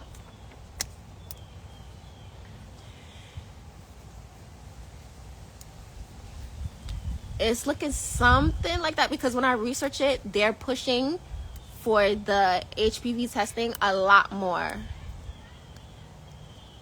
They switched up the guidelines for pap smears and everything. It's a whole different guideline. I'm trying to be very careful of what I say. But right, so I'm like, okay, so then okay, so that was that. So I want to make sure that I'm explaining everything. Okay, so so then that was the research that I seen, because that's where Spirit was like, okay, Carla, because I had scheduled the colposcopy for May 5th, and then Spirit was like, sit down, let us show you, sit down and look up what we'll be telling you. So I'm like, okay. So that's when I start researching, and I'm like, oh, the colposcopy, they're not just going to just look with the microscope. If they look and see something, or they're like, oh, well, I'm here, might as well just take a sample, then they take the sample. And I'm like, that's why I was seeing Knife Carla on the license plate that I was talking about earlier, because Spirit was trying to get my attention about this procedure. So I'm like, okay. So I'm like, all right. So I'm like, oh. So I'm like, I look at the procedure, and I'm not trying to scare anybody. I'm really just trying to share my I'm really sharing my experience. Always, like I said, you guys, meditate, consult your spirit team, your PCP provider. So, yeah, so I'm looking at it and I'm like, okay, so the LSIL will go away on its own. This is what it says on the CDC website. Hold on. Okay, this is what it said. Okay, so most of the time it will go away on its own, the LSIL. Okay, the abnormal pap smears are so common. I'm not trying to negate the importance. Understand that I'm not negating any importance. All right, so I'm like, okay, I'm gonna let it go away by itself, so you can increase, your immune system to help your body to heal itself and everything, right? So that was that. So then I was like, Spirit is like, look back at the app. Like, go back to results, look at the app. So I'm looking back at the app. And I'm like, oh, you guys, what is this?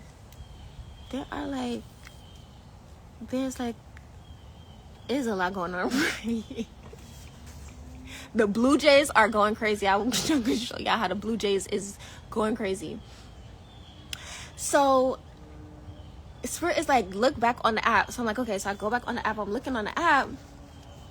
So I'm like looking, and then I see, like, remember, because I also got like not only the pap smear, but I also had HPV testing. So I look, it says no, it didn't say detected. It said positive. So I'm like, HPV, what the fuck is that? I'm like, hold on, I remember HPV from back when I was a child, and they were trying to get us to take the HPV vaccine, and I had said no, declined it. And they're like, okay, if you decline the HPV vaccine, it's a high chance that you can get HPV. Most people get it. So I didn't take the vaccine when I was a child growing up. And as I was doing research, I was seeing that women who even, be careful what I say, that people were still doing certain precautions and still getting HPV, okay?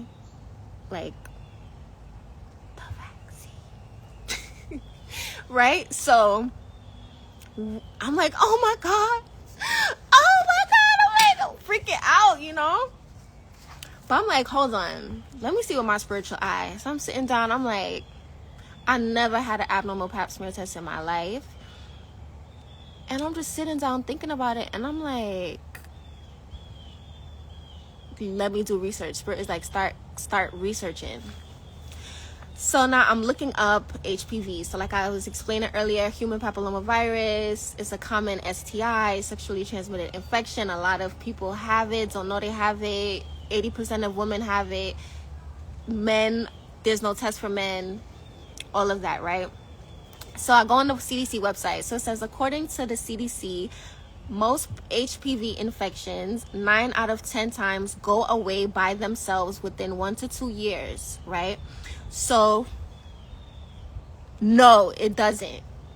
Condoms don't prevent it. It can help to reduce transmission, it says. When you research it, you're going to see.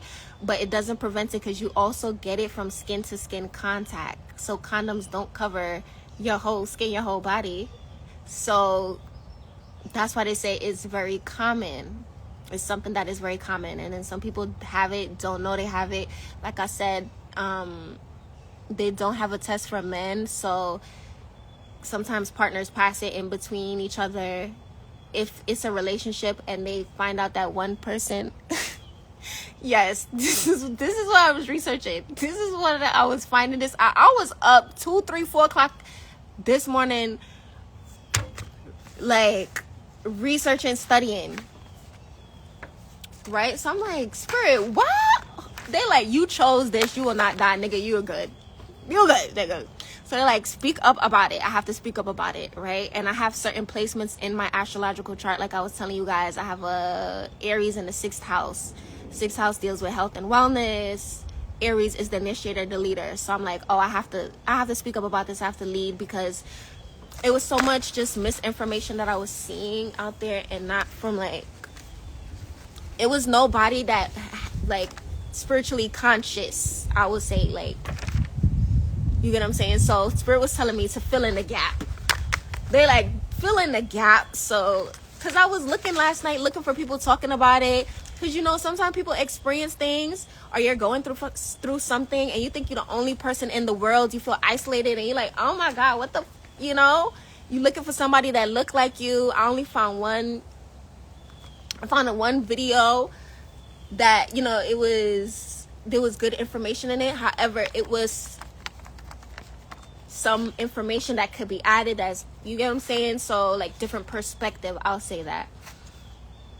And so I'm like, I have to speak up about this, because the whole energy, like one part of the energy this week, especially Professor Melanie was talking about it, is you're not alone. An energy of you're not alone. And when I was reading women's comments, they were feeling so alone. They were traumatized from their pap smears. Then they went to do the colposcopies. They were fucking traumatized for the colposcopies. The stories I heard with these fucking colposcopies, when they take the biopsy from the cervix, there is no sedation. You can, some places you could get like a numbing spray, or some places will give, tell you to take an Advil. They'll tell you to take a Tylenol or an Advil before you come in.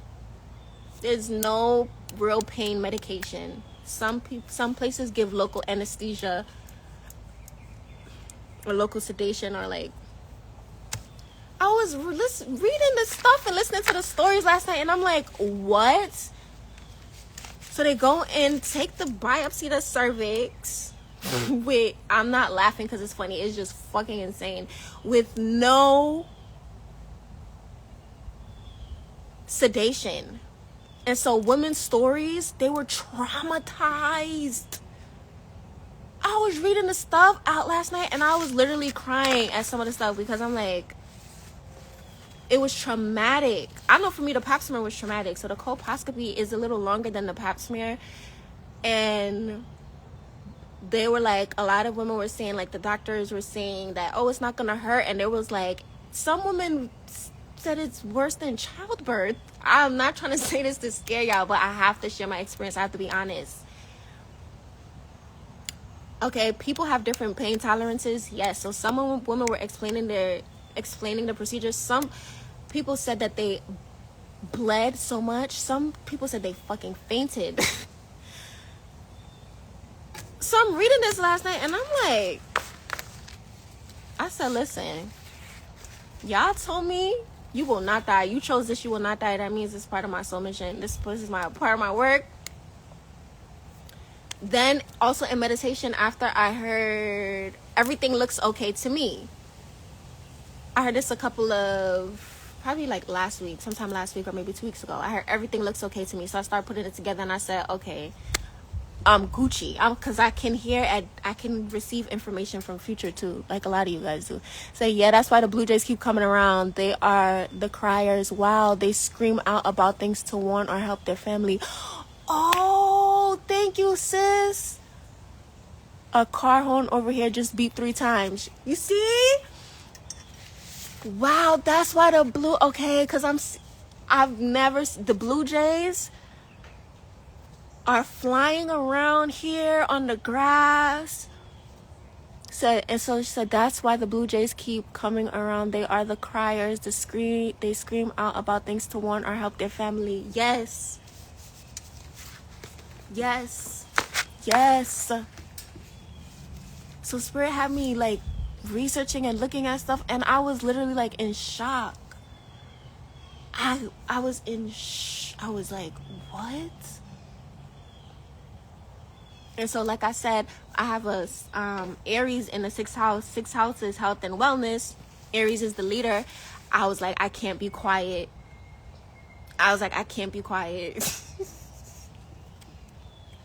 I I was like, I'll come on here and tell the story, and then I'm like, but there are women who experience, have that abnormal result where they're like, oh yes, it's HPV, where I can shine a light on it. You get what I'm saying? It's like a lighthouse. Like I'm shining a light, like if you need help, or So Spirit was like, Spirit was like, you gotta be courageous, be brave, be courageous, be brave, right? So I literally had to like say, all right, Carla, come on. When I recently just sat down, when I sat down before I came on live, and I was looking over my notes and I was putting it together, and I was like, oh, that's why so many women now are being told that they have, so that they can go get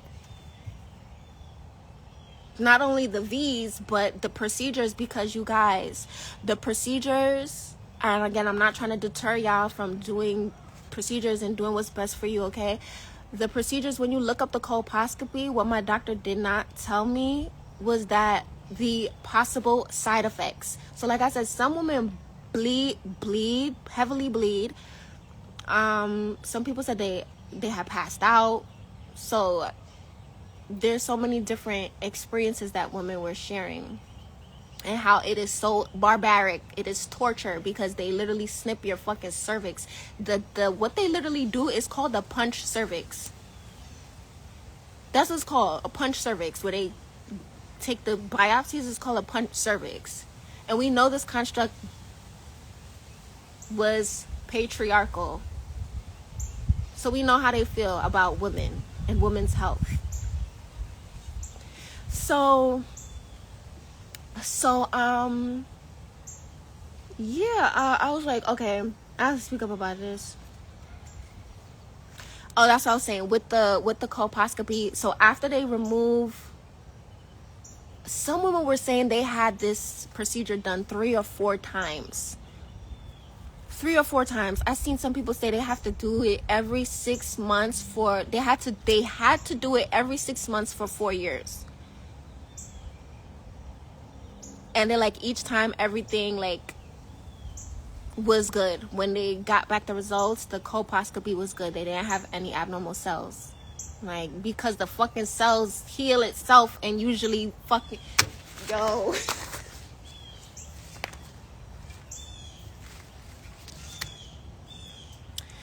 Okay, some women were saying, how do they even have any cervix left? Some of them had the surgery done so many times. They're like, how do they have a cervix left down there? So I'm like, okay, the cervix regenerates. So when they remove the tissue, the cervix can regenerate, right? However, you guys, it regenerates. However, it is fibrotic tissue. Meaning it's not the normal tissue that was there originally. Now the tissue is it's like a stiff. When it grows back, it gets stiff, which can cause cervical stenosis, which can cause the cervix to not dilate how it needs to, because now it's so much scar tissue, scarring. It causes scarring. So now there's so much scar tissue that when the person is ready to either get pregnant or having in labor.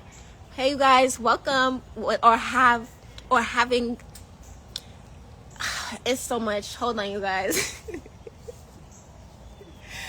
Welcome. What's popping to y'all pulling up? Thank you for joining. And so we're talking about pap smears, abnormal pap smears. Okay, mama, if you have any questions, let me know. So what happens is when they take the biopsy from the cervix, what they don't tell you with the colposcopy and even with like the LEEP procedure is it can cause scarring around the cervix. So now when a woman is trying to get pregnant, the scarring around the cervix can prevent the sperm from traveling up, can prevent the sperm from connecting with the egg. So now it causes infertility issues. It causes infertility issues. It has a possibility to cause infertility issues because of the scarring that happens after they keep taking the biopsy of the cervix. They'll say, yes, the tissue grows back. It grows back as fibrotic tissue, fibrosis.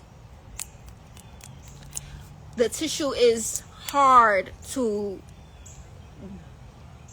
how can I explain it? Like when the woman now is, let's say, pregnant and giving birth, it causes like delayed labor, longer labor, because now the cervix can't dilate fully because it's stiff because of the scarring tissue.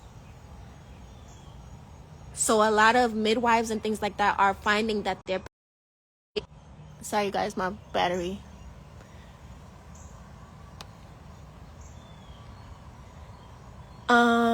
Have you noticed every healthcare institute would name every prevention from an STD besides monogamy?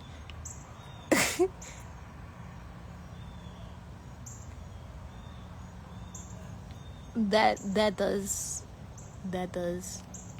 definitely help. But so someone said, okay, we not out here being boo-boo the fool now. Exactly. Just gonna do it. Exactly. Just don't do it. Yes, exactly. Nope, no more boo-boo the fool. You will not die. You're highly protected and cannot be touched for sharing this info. Yes, period. Thank you, sis. Period. Warriors. I hated getting my first one. It was so invasive and the lady was so insensitive. I haven't been back since. You see? Thank you for sharing that. First of all, thank you for sharing that. So you said, I hated getting my first one. It was so invasive and the lady was so insensitive. I haven't been back since. And this was a lot of what I was reading last night. A lot of women were saying it was so insensitive, whether it be the doctor, if it was a male doctor, female doctor, the staff. It was just very insensitive about the experience, because it can be very traumatic. Thank you for sharing that. And I'm so like,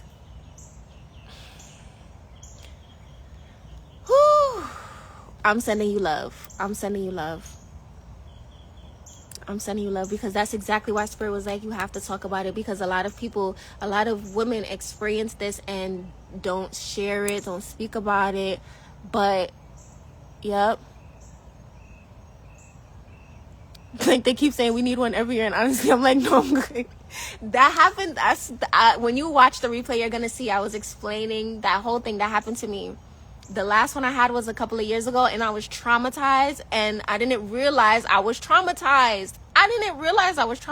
Until the other day when I'm like, why didn't I want to go get my pap smear? And I'm like, oh, the last time it was trauma.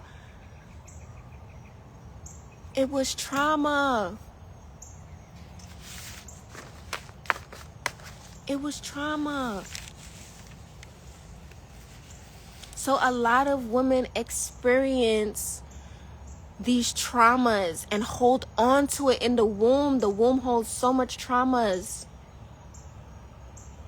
And remember, any cancer, anything like that, it is traumas. That's why a lot of times I don't say a lot of times, but sometimes you'll hear cases of people saying, oh, they never eat meat in their life, and the person end up getting whatever cancer and things like that. That's because it's spiritual. It's healing work as well that you have to do with that together, okay?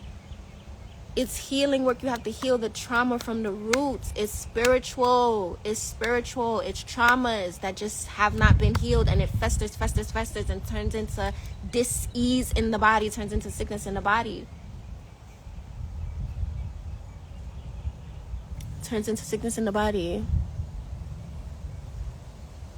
So, oh my gosh, thinking about it now, it's hurting my lower belly and hips. LOL, making me so nauseous. The only lady being nice was her assistant. I think she felt bad. I thought this doctor would be better because she was a black woman. That's another thing. Yeah, it's a lot of trauma. It's a lot of, I have a exercise here. I have affirmations and exercise and some herbs too. I need to get my jacket. It's kind of cold. You said not all skin folk is kinfolk. I guess yes, because remember the panini, y'all. Remember when it was the panini?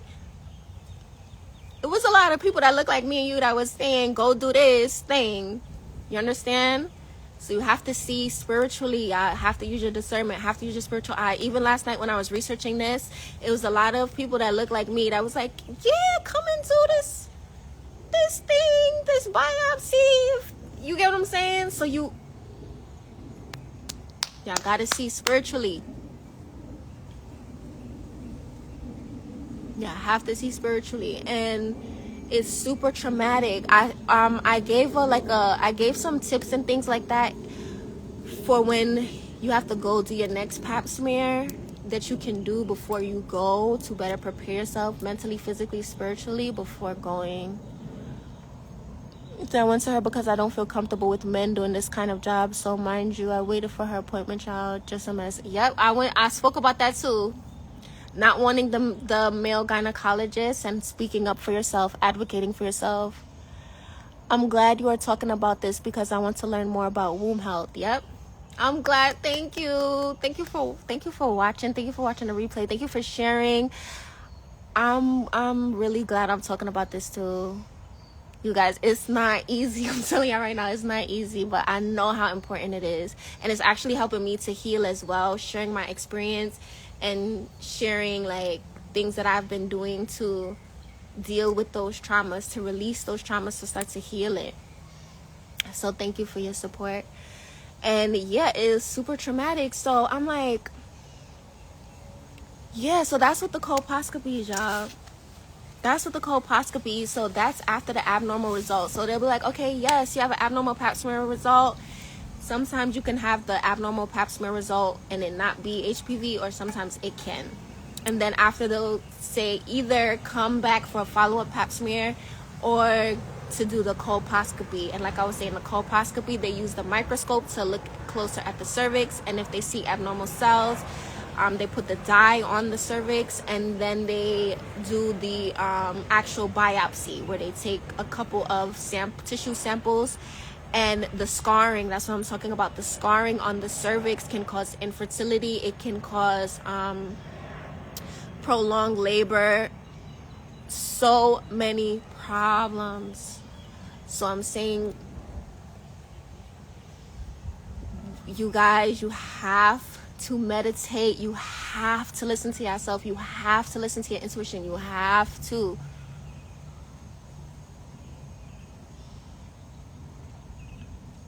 Yeah, like my pap smear,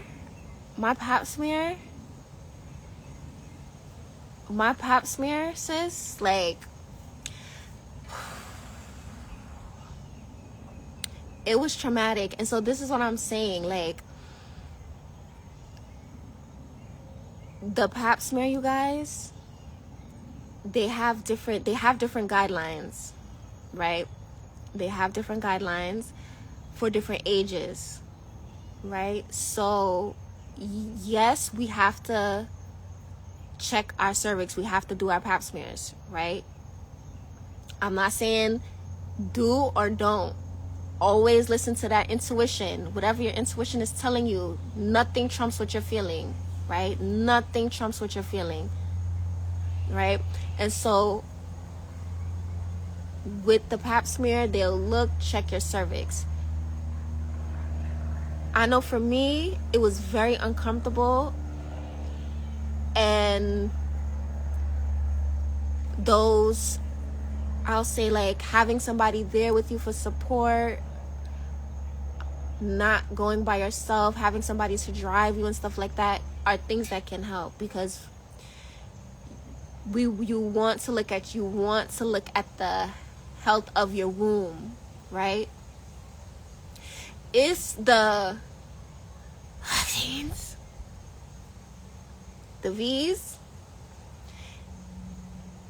and the procedures these other procedures that they do, if they say, okay, the pap smear came back abnormal, so I want you guys to be aware of why pap smears come back abnormal, some things that may cause that, if someone is experiencing that or has experienced that in the past, right? And that it's very common for them to come back abnormal, believe it or not. When you research it, it's very common, and there are different reasons why, right? And a lot of the times the cells will heal itself. In cases like HPV, your body will heal itself, fight it off. It says within 1 to 2 years it will fight it off. So increasing your immunity, making sure you have drinking your moringa is powerful for immune boosting. Vitamin C, daily soursop, right, are also good. Peace Beautiful are also good things that you could do, right? So I know for me, I said no on the colposcopy.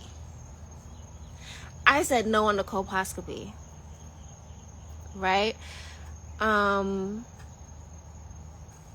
What I did was, when I started to realize last night about the colposcopy and like the other procedures and stuff like that, specifically I was looking at the colposcopy, but when I looked at the LEEP procedure, that one was wild as well. If y'all have to do what y'all got to do. Like I said, consult your spirit team. Like you said, sis, you follow that intuition, right? What I'm saying, you want to check how the cervix is doing, the color, everything.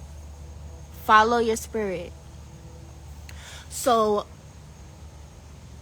when I started to realize about the colposcopy, I was like, okay, spirit, I need you to send me a message, send me a dream message, send it to me to let me know if I need to move forward with this or not. And so when I got up, my dream last night, if y'all know Sister Myra always says it's MC Hammer time, they can't touch this. Rick Ross has a song called MC Hammer, right? If y'all know who Rick Ross is a rapper. He has a song called MC Hammer, and sometimes I listen to it and I remember Sister Myra saying it's MC Hammer time, can't touch this, because he says, bitch, I'm MC Hammer, right? So sometimes I'll listen to that song. So last night I was asking my spirit team, I didn't listen to the song or anything, I asked my spirit team, send me a dream message if I'm supposed to do this. When I got up, y'all, do you know that I had a dream I was at a Rick Ross concert? And in the crowd, the crowd was not dressed in blue. Their skin was painted blue like Kali. Their skin was painted blue like Kali. The audience they looked like Kali. And Rick Ross was in the dream. And so I'm like, okay, they saying it's MC Hammer. Like, can't touch this. Like, you're good. Good. Protected. Good. So I was like, oh, I'm not. I was like, I'm not doing that.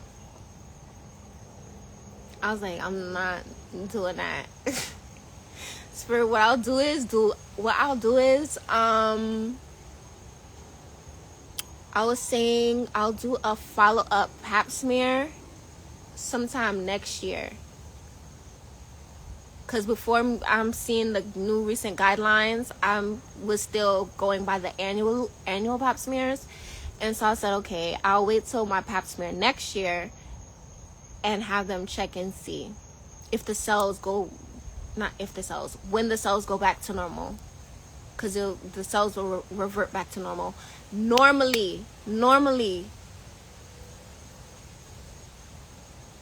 it's very common for the cells to go back to normal. So I was like, I'll just wait. This is I'm sharing my thinking. So I'm like, I'm gonna just wait and then go back. Right? Because I'm trusting what I'm receiving in spirit. And I'm like, it was just really insane, y'all. Let me make sure I went over everything. So I went over the colposcopy, the LEEP procedure. They literally burn it off. There's cryo where they freeze it off. There's different things.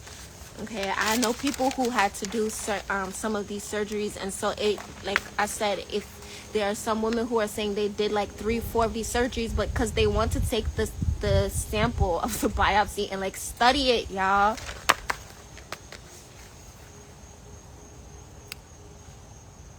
Yes, just your uterus, your cervix, that is your powerful, you understand? So it's like they're trying to figure out who's who. Okay, and cause infertility and things like that. So you guys have to be very aware. Like I said, see with your spiritual eye. And yes, so we went over that. So I think I touched on everything. Does that make sense? Any questions about anything that I said? Are there any questions? How are you feeling? If you want to send me a DM, you can. I know it's getting dark. I should get... Oh, my ring light is inside. Hold on, let me turn on this light.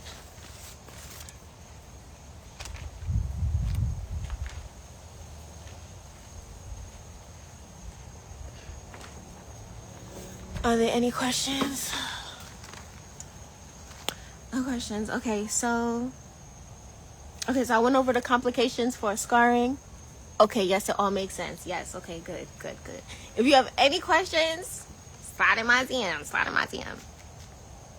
So yeah, let me make sure I answered everything. So I said, speak to your body, speak to your womb before the pap smear to let your body be prepared. Okay, so like the pap smears to check the cervix, they're able to see if how the cervix looks. Want to make sure it's pink, moist, right? And so I want to be very clear. I'm not telling you not to get the pap smear. Like I said, y'all listen to your intuition. The pap smear they'll be able to look and check the health of your cervix and stuff like that. It's these other things, colonoscopies and a whole bunch of LEEPs. Seen women say they had 4 colposcopies and 2 LEEP procedures done. I'm like, what? And all of them came back. Every time they go do these things, it's coming back that their cells are good, that it's good. So I'm like, what? I'm like, something is not. So I was like, something is not right. I want to be careful what I say, but I'm like, my spidey senses was tingling. Because I'm like, 3 colposcopies, 2 LEEPs, like, into go in and take a piece of the cervix. Keep wanting to go in and take a piece of the cervix out. Why? Because they want to study the cervix. They want to study the cells. They want to see who's who. Who got the immortal cells? Who has the immortal cells? All right, y'all know what time it is. Okay, so I would say after the pap smear too, rest for a while. Like I would say definitely take the rest of the day off. Rest for about 2 to 3. I know for me it was like I needed about 2 to 3 days. I need about 2 to 3 days to recollect myself, to like kind of like to get back into my body, to like regroup, to process the information. I'm still processing the information. Even now my body is still processing it. Right? And so yeah, I would definitely say to rest after. It is sacred, you know, it is something that is very sacred. So I would say like I would tell my younger self to rest after your pap smear. Rest. Don't worry about going to work. Like if you can call out, like journal, definitely journal. Okay, good. Yes, I love you, sis. Definitely journal, like, you know. So I did not know that all of that was going on, and I'm so grateful that, like I said, we go through certain experiences and things like that to share your wisdom, right? Share your wisdom, share what you learn, share your experiences, because you never know who's going through what. You said my daughter has enough mental shit to deal with. There's got to be another way to check the health of the cervix. For real, that's what I said too, sis. And even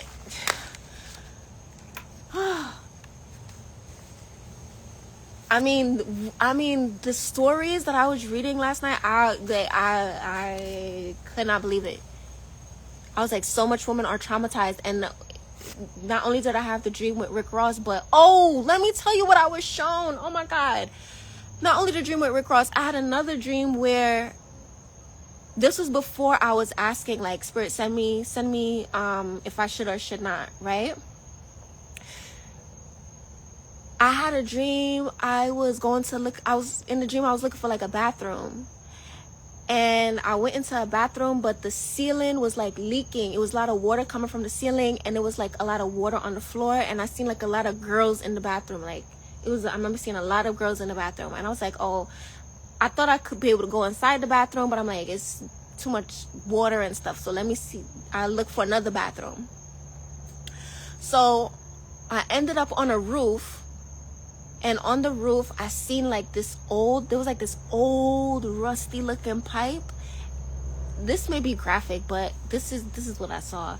I seen like an old rusty pipe, and it was like a girl, kind of like she was like on the pipe, like straddling the pipe, but the pipe was inside of her yoni, her pum pum, her punani, her vagina. The pipe was in there, and so think of like it was blood and stuff everywhere, and there was like a baby on the floor, and I was looking like, what the fuck? And then Jim Jones was in the dream. Some people may not know, Jim Jones is a rapper from New York. So Jim Jones, oh gosh, it's dark, hold on.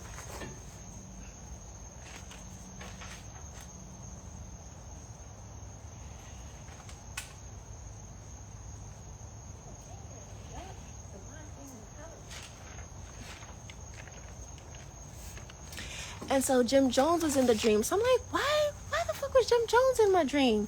But when I looked it up, his birthday is July 15th. July 15th is my father's birthday. I said, I was like, okay. Then I was able to connect that dream and everything going on to, if you didn't see when I saw my dad's name at the library. So I'm like, so my dad is trying to make me aware about this procedure. I'm trying to bring my attention to the procedure, that yes, it is something that can affect fertility, because there was a baby on the floor. And when I looked it up, it said yes, some complications of the colposcopies, of the LEEP procedure, because they're actually removing biopsy of the cervix or burning off the cervix, whether it be with fire or with the cryotherapy, which freezes it. Some side effects could be scarring of the cervix. So those are some side effects of those procedures. So I understood what I was being told, saying take precautions, because these procedures can affect fertility, right? Can affect fertility, and we know what time it is. We're in the year of the snake, divine feminine rising. You understand? So Kali Yuga is waking up. So I was like, okay, so I understood what Spirit was saying. So that was that. Let me make sure I go through these. I'm trying to look on my list to see. Yes! Yes, sis, yes! Yes! Solo Mom's Flow says, causing us to have rusty, faulty pipes, aka tubes. Yes! Yes, that's what it represents. Yes. Yes. Yes, that makes a lot of sense. That makes a lot of sense. Because your pipes, yes. Yes. And I'm like, they made sure the dream was very graphic, so I would remember the dream when I got up too. And so yeah, like, oh my goodness. So I was just like, oh my God, I did not even mean for this live to be so long, but it needed to. I'm glad I took my time. Thank you for being patient. Thank you for being understanding. Thank you for listening. Thank you for supporting, because this was a lot for me to share, you guys. Oh my gosh, I'm so proud of myself. I'm so proud of myself for speaking out. All right, so I went over advocating for yourself and requesting a male doctor or no students in the room. So like how Black American Princess was explaining, sharing her story about having the male doctor and, you know, that experience. Advocate for yourself. You guys can speak up. Say you don't want the male doctor. Say you want a female doctor. Oh no, she didn't have a male doctor. She said she had a female doctor. It was a Black woman. Yeah. So advocate for yourself. If you go in and you speak to the physician, speak to them first. You know, find out a little bit about them, or a lot about them. I wouldn't say a little bit. Find out about them. Ask your questions. Are they understanding? Are they patient? Are they knowledgeable? You know, are they listening to your concerns? You know, so. And for healthcare providers, you guys, here's your reminder to advocate for your patients. Okay, speak up for your patients. Okay, so the ritual that I have. All right, so I sat down, came outside, sat down, and I was meditating, and I was like, okay, what is some work that they can do to start to heal this, right? To start to heal from these traumas, because it was so much women. Maybe I should come over here so you guys could see me in the light. Hold on.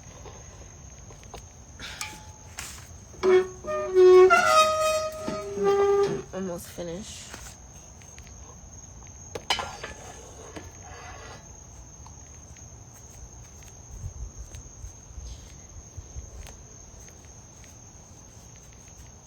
Okay, that's much better. Okay, my phone is on 5%. Oh, is that the people them house?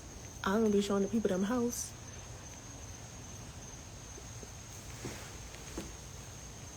You know, you see somebody walk past the door butt naked. Like, oh my god. Oh my gosh. All right. So, a ritual that we can do at this time. I'm gonna do this. Is what I'm gonna do tonight.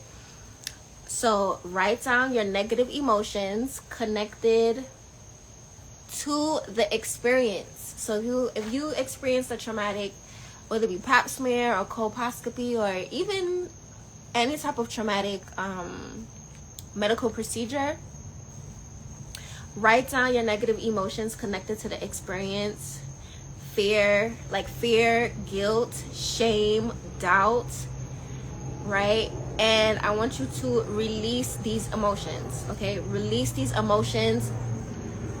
You can burn them, safely burn them to release them. And you can ask your spirit team to help to guide you on how to further heal these traumas, how to heal the fear, how to heal the shame, the guilt, and things like that, right? You may get exercises, meditations to do that, okay? Also, womb healing. Talking to your womb, connecting to your womb, listening to what your womb is telling you, communicating with your womb, okay? Releasing these traumas, because our womb stores so much trauma. Some crystals you can work with that's really good for the sacral chakra is carnelian. I love carnelian. You can use carnelian to work with for the sacral chakra. All right. I want you guys to remember that you are not alone. There are so many women who have experienced traumatic pap smears, and sometimes the pap smear cannot be that bad. It depends on like the provider and things like that, and different pain tolerances and things like that. Or if you experience traumatic colposcopies, traumatic LEEP procedures, traumatic cryotherapy procedures, you are not alone. Or if you experience having abnormal pap smear results, or if you experience receiving HPV positive results, you're not alone. It is a lot more common than you think it is. It's not the end of the world. You're gonna be okay. All right, you're gonna be okay. Here's an affirmation that you can say. Okay, you can recite this affirmation. You can voice record it, do a voice note, and record the affirmation. So when I was meditating, I heard, my cells are rejuvenating, healing, and returning back to balance. So my cells are rejuvenating, healing and returning back to balance. I trust the process of my body's ability to heal itself as I offer support. Okay, so we're offering our body support with crystals, with herbal healing, with journaling, doing shadow work, talking about the experience, releasing the experience. Okay, get out in nature. You can also ask nature to help you to rebalance, to reconnect back to yourself. Put your feet in the dirt. Release that trauma. Let it go. Cry. Whatever you had to do. I know I was crying. And I was like, oh my gosh, am I being dramatic? Spirit's like, no, you're not being dramatic. Spirit's like, you're not being dramatic. And they're like, you're not alone. And then I found all of the women talking about the experiences. Right? I should go get my charger. Hold on, you guys, because I do not want to lose this live. Hold on.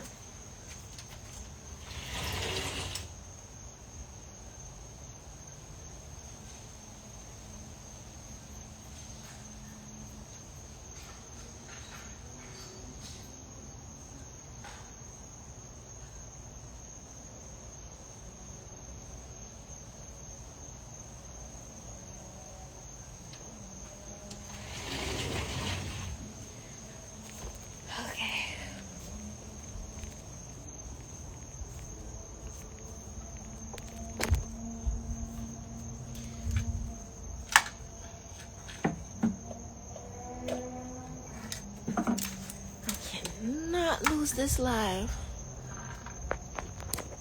Yes, sis, thank you. And that's what I had to realize too.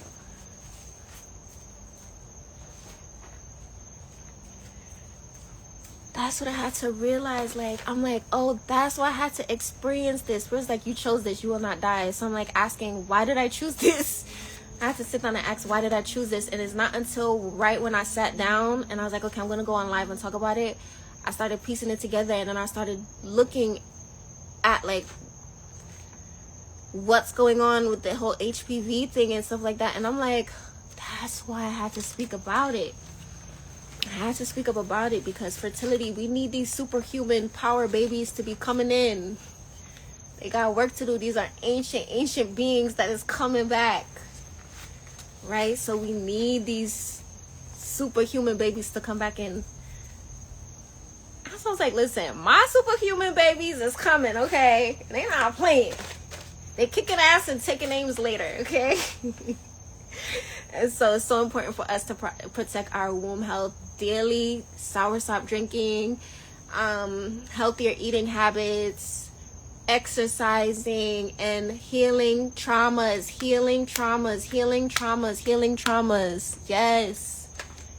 Yes, sis, we got these power babies to bring in, okay? We got these power babies to bring in. So definitely. So the affirmation, my cells are rejuvenating, healing, and returning back to balance. I trust the process of my body's ability to heal itself as I offer support. Okay, you could record this and say these affirmations. I know I'm gonna record it and keep playing it over because you can reprogram your cells. You could tell your cells what you wanted to do. You know, reprogram yourself. Speak to your cells. They listen to you. Hydrate. Drink a lot of water. Okay, hydrate your cells. Your cells can't thrive if they're dehydrated.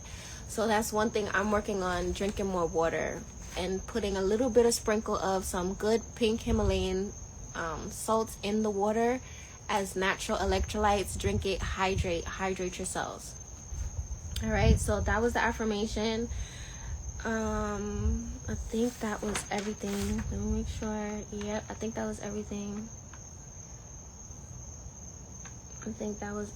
So this is the work that I've been doing. I've been quiet because I've just been trying to process this, and even after this, I know this was really healing for me as well. So I'm gonna sit down and like keep processing this information. Oh, the herbs. There was herbs. Okay, hold on. Spirit is like, the herbs. Hold on.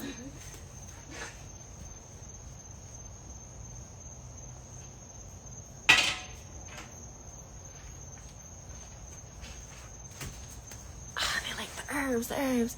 Yes, that right. Our own voice is the most powerful voice we can listen to. Exactly. Solo Mom's Flow says, yes, that's right. Our own voice is the most powerful voice we can listen to. That's right. Period. Facts. Your cells, when they hear you, they know the voice of God. When your cells hear you speak, you know who you are. Yeah. Period. Command those cells. And then you help them. You eat the right stuff and help them. Help to strengthen them. I wrote some stuff about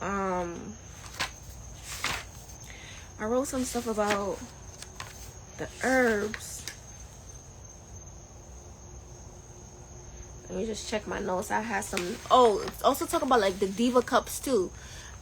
I was talking about receiving like about the Diva cups. I used to wear the Diva cups. It's another form of something that you could use for menstruation other than a pad or a tampon. They used to have like these Diva cups. I wouldn't suggest the Diva cups, y'all, because it's like a cup, plastic cup that you insert into your vagina, and it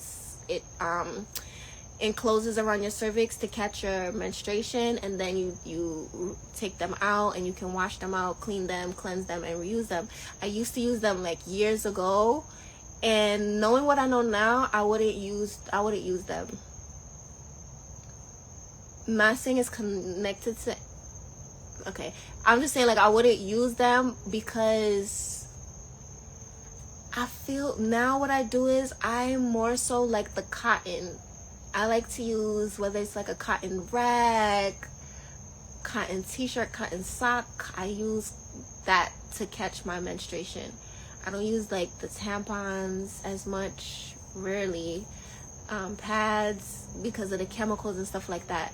So yeah, I was remembering that I used to use the Diva cups too, and I'm like, older me, I wouldn't use the Diva cups, because also like irritation every time you go and have to, because it really sucks to your uterus. So when you taking out the cup, it's like a suction, you know? And I'm like, that's irritating the cervix as well. Say that our cells know the voice of God. That's right. Period. What about period underwear? I think they have organic ones. Yes, period underwear too, sis. Period underwear too. I love period underwear. There was a good brand you had sent one time, and I know I took a picture of it, but now I can't remember what it was called. But I used to get like this bamboo, not made of bamboo, but the company was something like bamboo, but they had like a different material in the panty. I can't remember the name of the material in the panty, but I need some good organic ones. I love period underwear. I love it. Okay, thank you. Yes. All right, so yes, and IUDs too, because you know they have to go in and insert the IUDs, you guys, be aware of like your contraceptives, because some people use like the Depo shot. If you're using Depo shot, don't use like no Depo shots, y'all. All right, so okay, I think I spoke about that. Okay, I wrote myself notes in the book. It says, you can do this, don't be afraid. I'm so funny. Oh my gosh, this is so funny. Yes, we are pushing you to speak. Okay, that's so cute. All right, so you guys, all right, there's something else I want to share, but I want to get more information about it. It has to deal with things that you can use, natural things that you can use to help to soften the scarring if you do have a lot of scarring on the cervix. There's some herbs, but then I heard like castor oil. With castor oil, if you guys see me scratching, it's like the mosquitoes. Some mosquitoes is in here, but castor oil. I heard castor oil, and then I had seen a synchronicity with castor oil today. And I know castor oil, you want to get the one that is hexane free. When you get castor oil, Hexane free, Hexane, hexane free. The Now brand is really good, that you can get cold pressed castor oil. Okay, and do like castor oil packs. When I get more information about it, I'm gonna share it, but I was hearing castor oil. But so with herbs, right, we went over moringa, soursop leaves to boost the immune system. Oh, this light. Hold on. We went over moringa and soursop leaves to boost the immune system. So if you have abnormal pap smear results and it says like it's the cells, there are some, meaning that there are some changes to the cells of the cervix, right? A lot of times it goes back to normal on its own. Okay, so again, speak to your healthcare provider, tap into your spirit team to find out more information. All right, what works for you? I know I did research, I meditated on it. It's gonna go back to its own normally, right? And so you want to help the body. So things like moringa is high in vitamin C. It helps to boost the immune system. Soursop is a big preventer of C and curer of the C, right? Also now talking about scarring. So some herbs that you can drink to help with essentially wound healing for those who have had these procedures done, like the colposcopies and the LEEPs and the cryos, right? Or even sometimes some C-sections and things like that can cause scarring. I was reading about, said some C-sections and other procedures can cause scarring on the cervix. Okay, so some herbs that you can drink is calendula. Calendula is Calendula, right? That is a herb that is really good. It promotes wound healing and it reduces scarring. Okay, and so talking about wounds and scarring with wounds, it'll help to reduce the scarring and it promotes wound healing. Okay, and it also promotes healthy tissue growth and increases blood flow to the area. So it increases the blood flow to the area, bringing more increased nutrients and minerals and things like that. That's going to help the wound to begin to heal. So if you have some type of scarring with the cervix, if you had just gotten the biopsies and those things, take these herbs. And when you're taking your herbs, speak to your herbs, communicate with your herbs, let it know what you needed to do. When you're as you're drinking your tea, communicate as it's going down, telling it where you need it to go. I need you to heal my cervix. I need you to soften the scarring on the cervix. Command these things, okay? So calendula is one of them. It also encourages growth of healthy tissue. It encourages the growth of healthy tissue, which is important.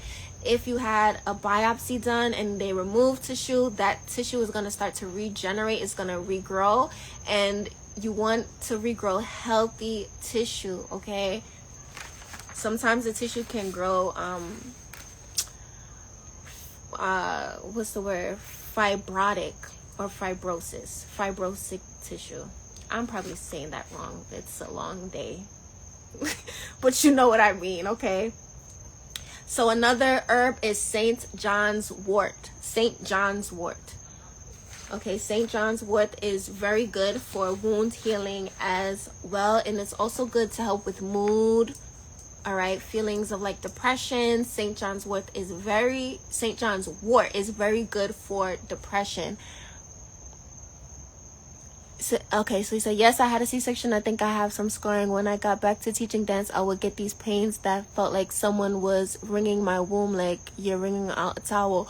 Okay, see, so exactly. When I was doing the research, it was also saying that C-sections, there can be some scarring too. So I was looking at something, and it was talking about, and thank you for sharing that, it was talking about like midwives for when the woman is going through labor. If the woman does have a lot of scarring around the cervix, they would massage the cervix. Okay, some people use, I want to be very careful what I say, because I don't want people to be trying things that, so, but the midwife would massage the cervix, would use some castor oil, massage the cervix to loosen up that tissue. So I was actually looking up if there are people who actually do cervical massages. I was looking up that information to see if you can go into some place, somewhere, find a practitioner who does cervical massages to help to loosen up that scar tissue. I don't know if that's a thing, but I was looking it up, trying to find it. And then I was also trying to figure out how can we soften the cervix? How can we soften the scar tissue? How can we soften the scar tissue where it's not as stiff? And so here was some herbs that I said, okay, let me start with herbs. So calendula is a herb that's good for wound healing. St. John's wort is also good for wound healing as well. That can also help with the mood, depression, and things like that. And aloe vera too, because aloe vera can promote the formation of new skin. It actually promotes collagen. All right, so it promotes the collagen, which the collagen is very good for wound healing. These mosquitoes is tearing my ass up. Just say it. I don't know how the mosquitoes got in here, or maybe sometimes the door be open, but excuse me. But aloe vera, so you can eat aloe vera. You can get aloe vera from like an international market. I know in the Caribbean we may know it as Cinca Bible. Get you some Cinca Bible and you can eat it, okay? And it will help with healing. See, okay, so Solo Mom said Grace Yoga does massages for the womb too. Yep, and they're in ATL. So there are some practitioners that are doing womb healings, okay? Speak to your womb, you guys. Use your hands. Your hands have chakras in them, healing energy. Connect to your womb. Put your hands on your womb and speak to your womb. Let your womb communicate to you what it needs, right? So those are some herbs that I had. When I get more information on the castor oil, what Spirit is telling me something about castor oil, then I will come and share it. But I hope that this helped. Thank you so much for being here and listening to this information, for supporting me as I was sharing this information and speaking up. Like, when you're sharing things like this, when you're making big moves, big shifts, that there are a lot of distractions that try to distract you from doing it. And that's how I knew, because it was so many distractions. And I'm like, okay, I have to. Yes, your womb will speak back to you. Yep. So there's your reminder. You are not alone. You're not going through anything alone. You have so many support, so much support. You have your spirit team, your higher self, your ancestors, the universe, right? You are always protected. You're not alone. You're not weird. Don't be ashamed. Don't be embarrassed. Don't feel guilt. Don't feel doubt. Don't feel worry. Like, okay, you can use the tips, some tips that I shared. And yeah, it's important for us to pay attention. Like, pay attention to these procedures, y'all. Pay attention to these procedures and see with your spiritual eye. I will say that. And again, always consult your PCP. Although I'm a healthcare provider, I'm not your healthcare provider, so you contact your PCP to find out information. Yes, don't delay treatment. Okay, so thank you for listening. If you have any questions, send me a DM, okay? If you have any questions, send me a DM. All right, I am open to communicating with you guys. Also, you can click the link in my bio to book a session with me. Peace, y'all. Thank you so much for listening. I love you. Mwah.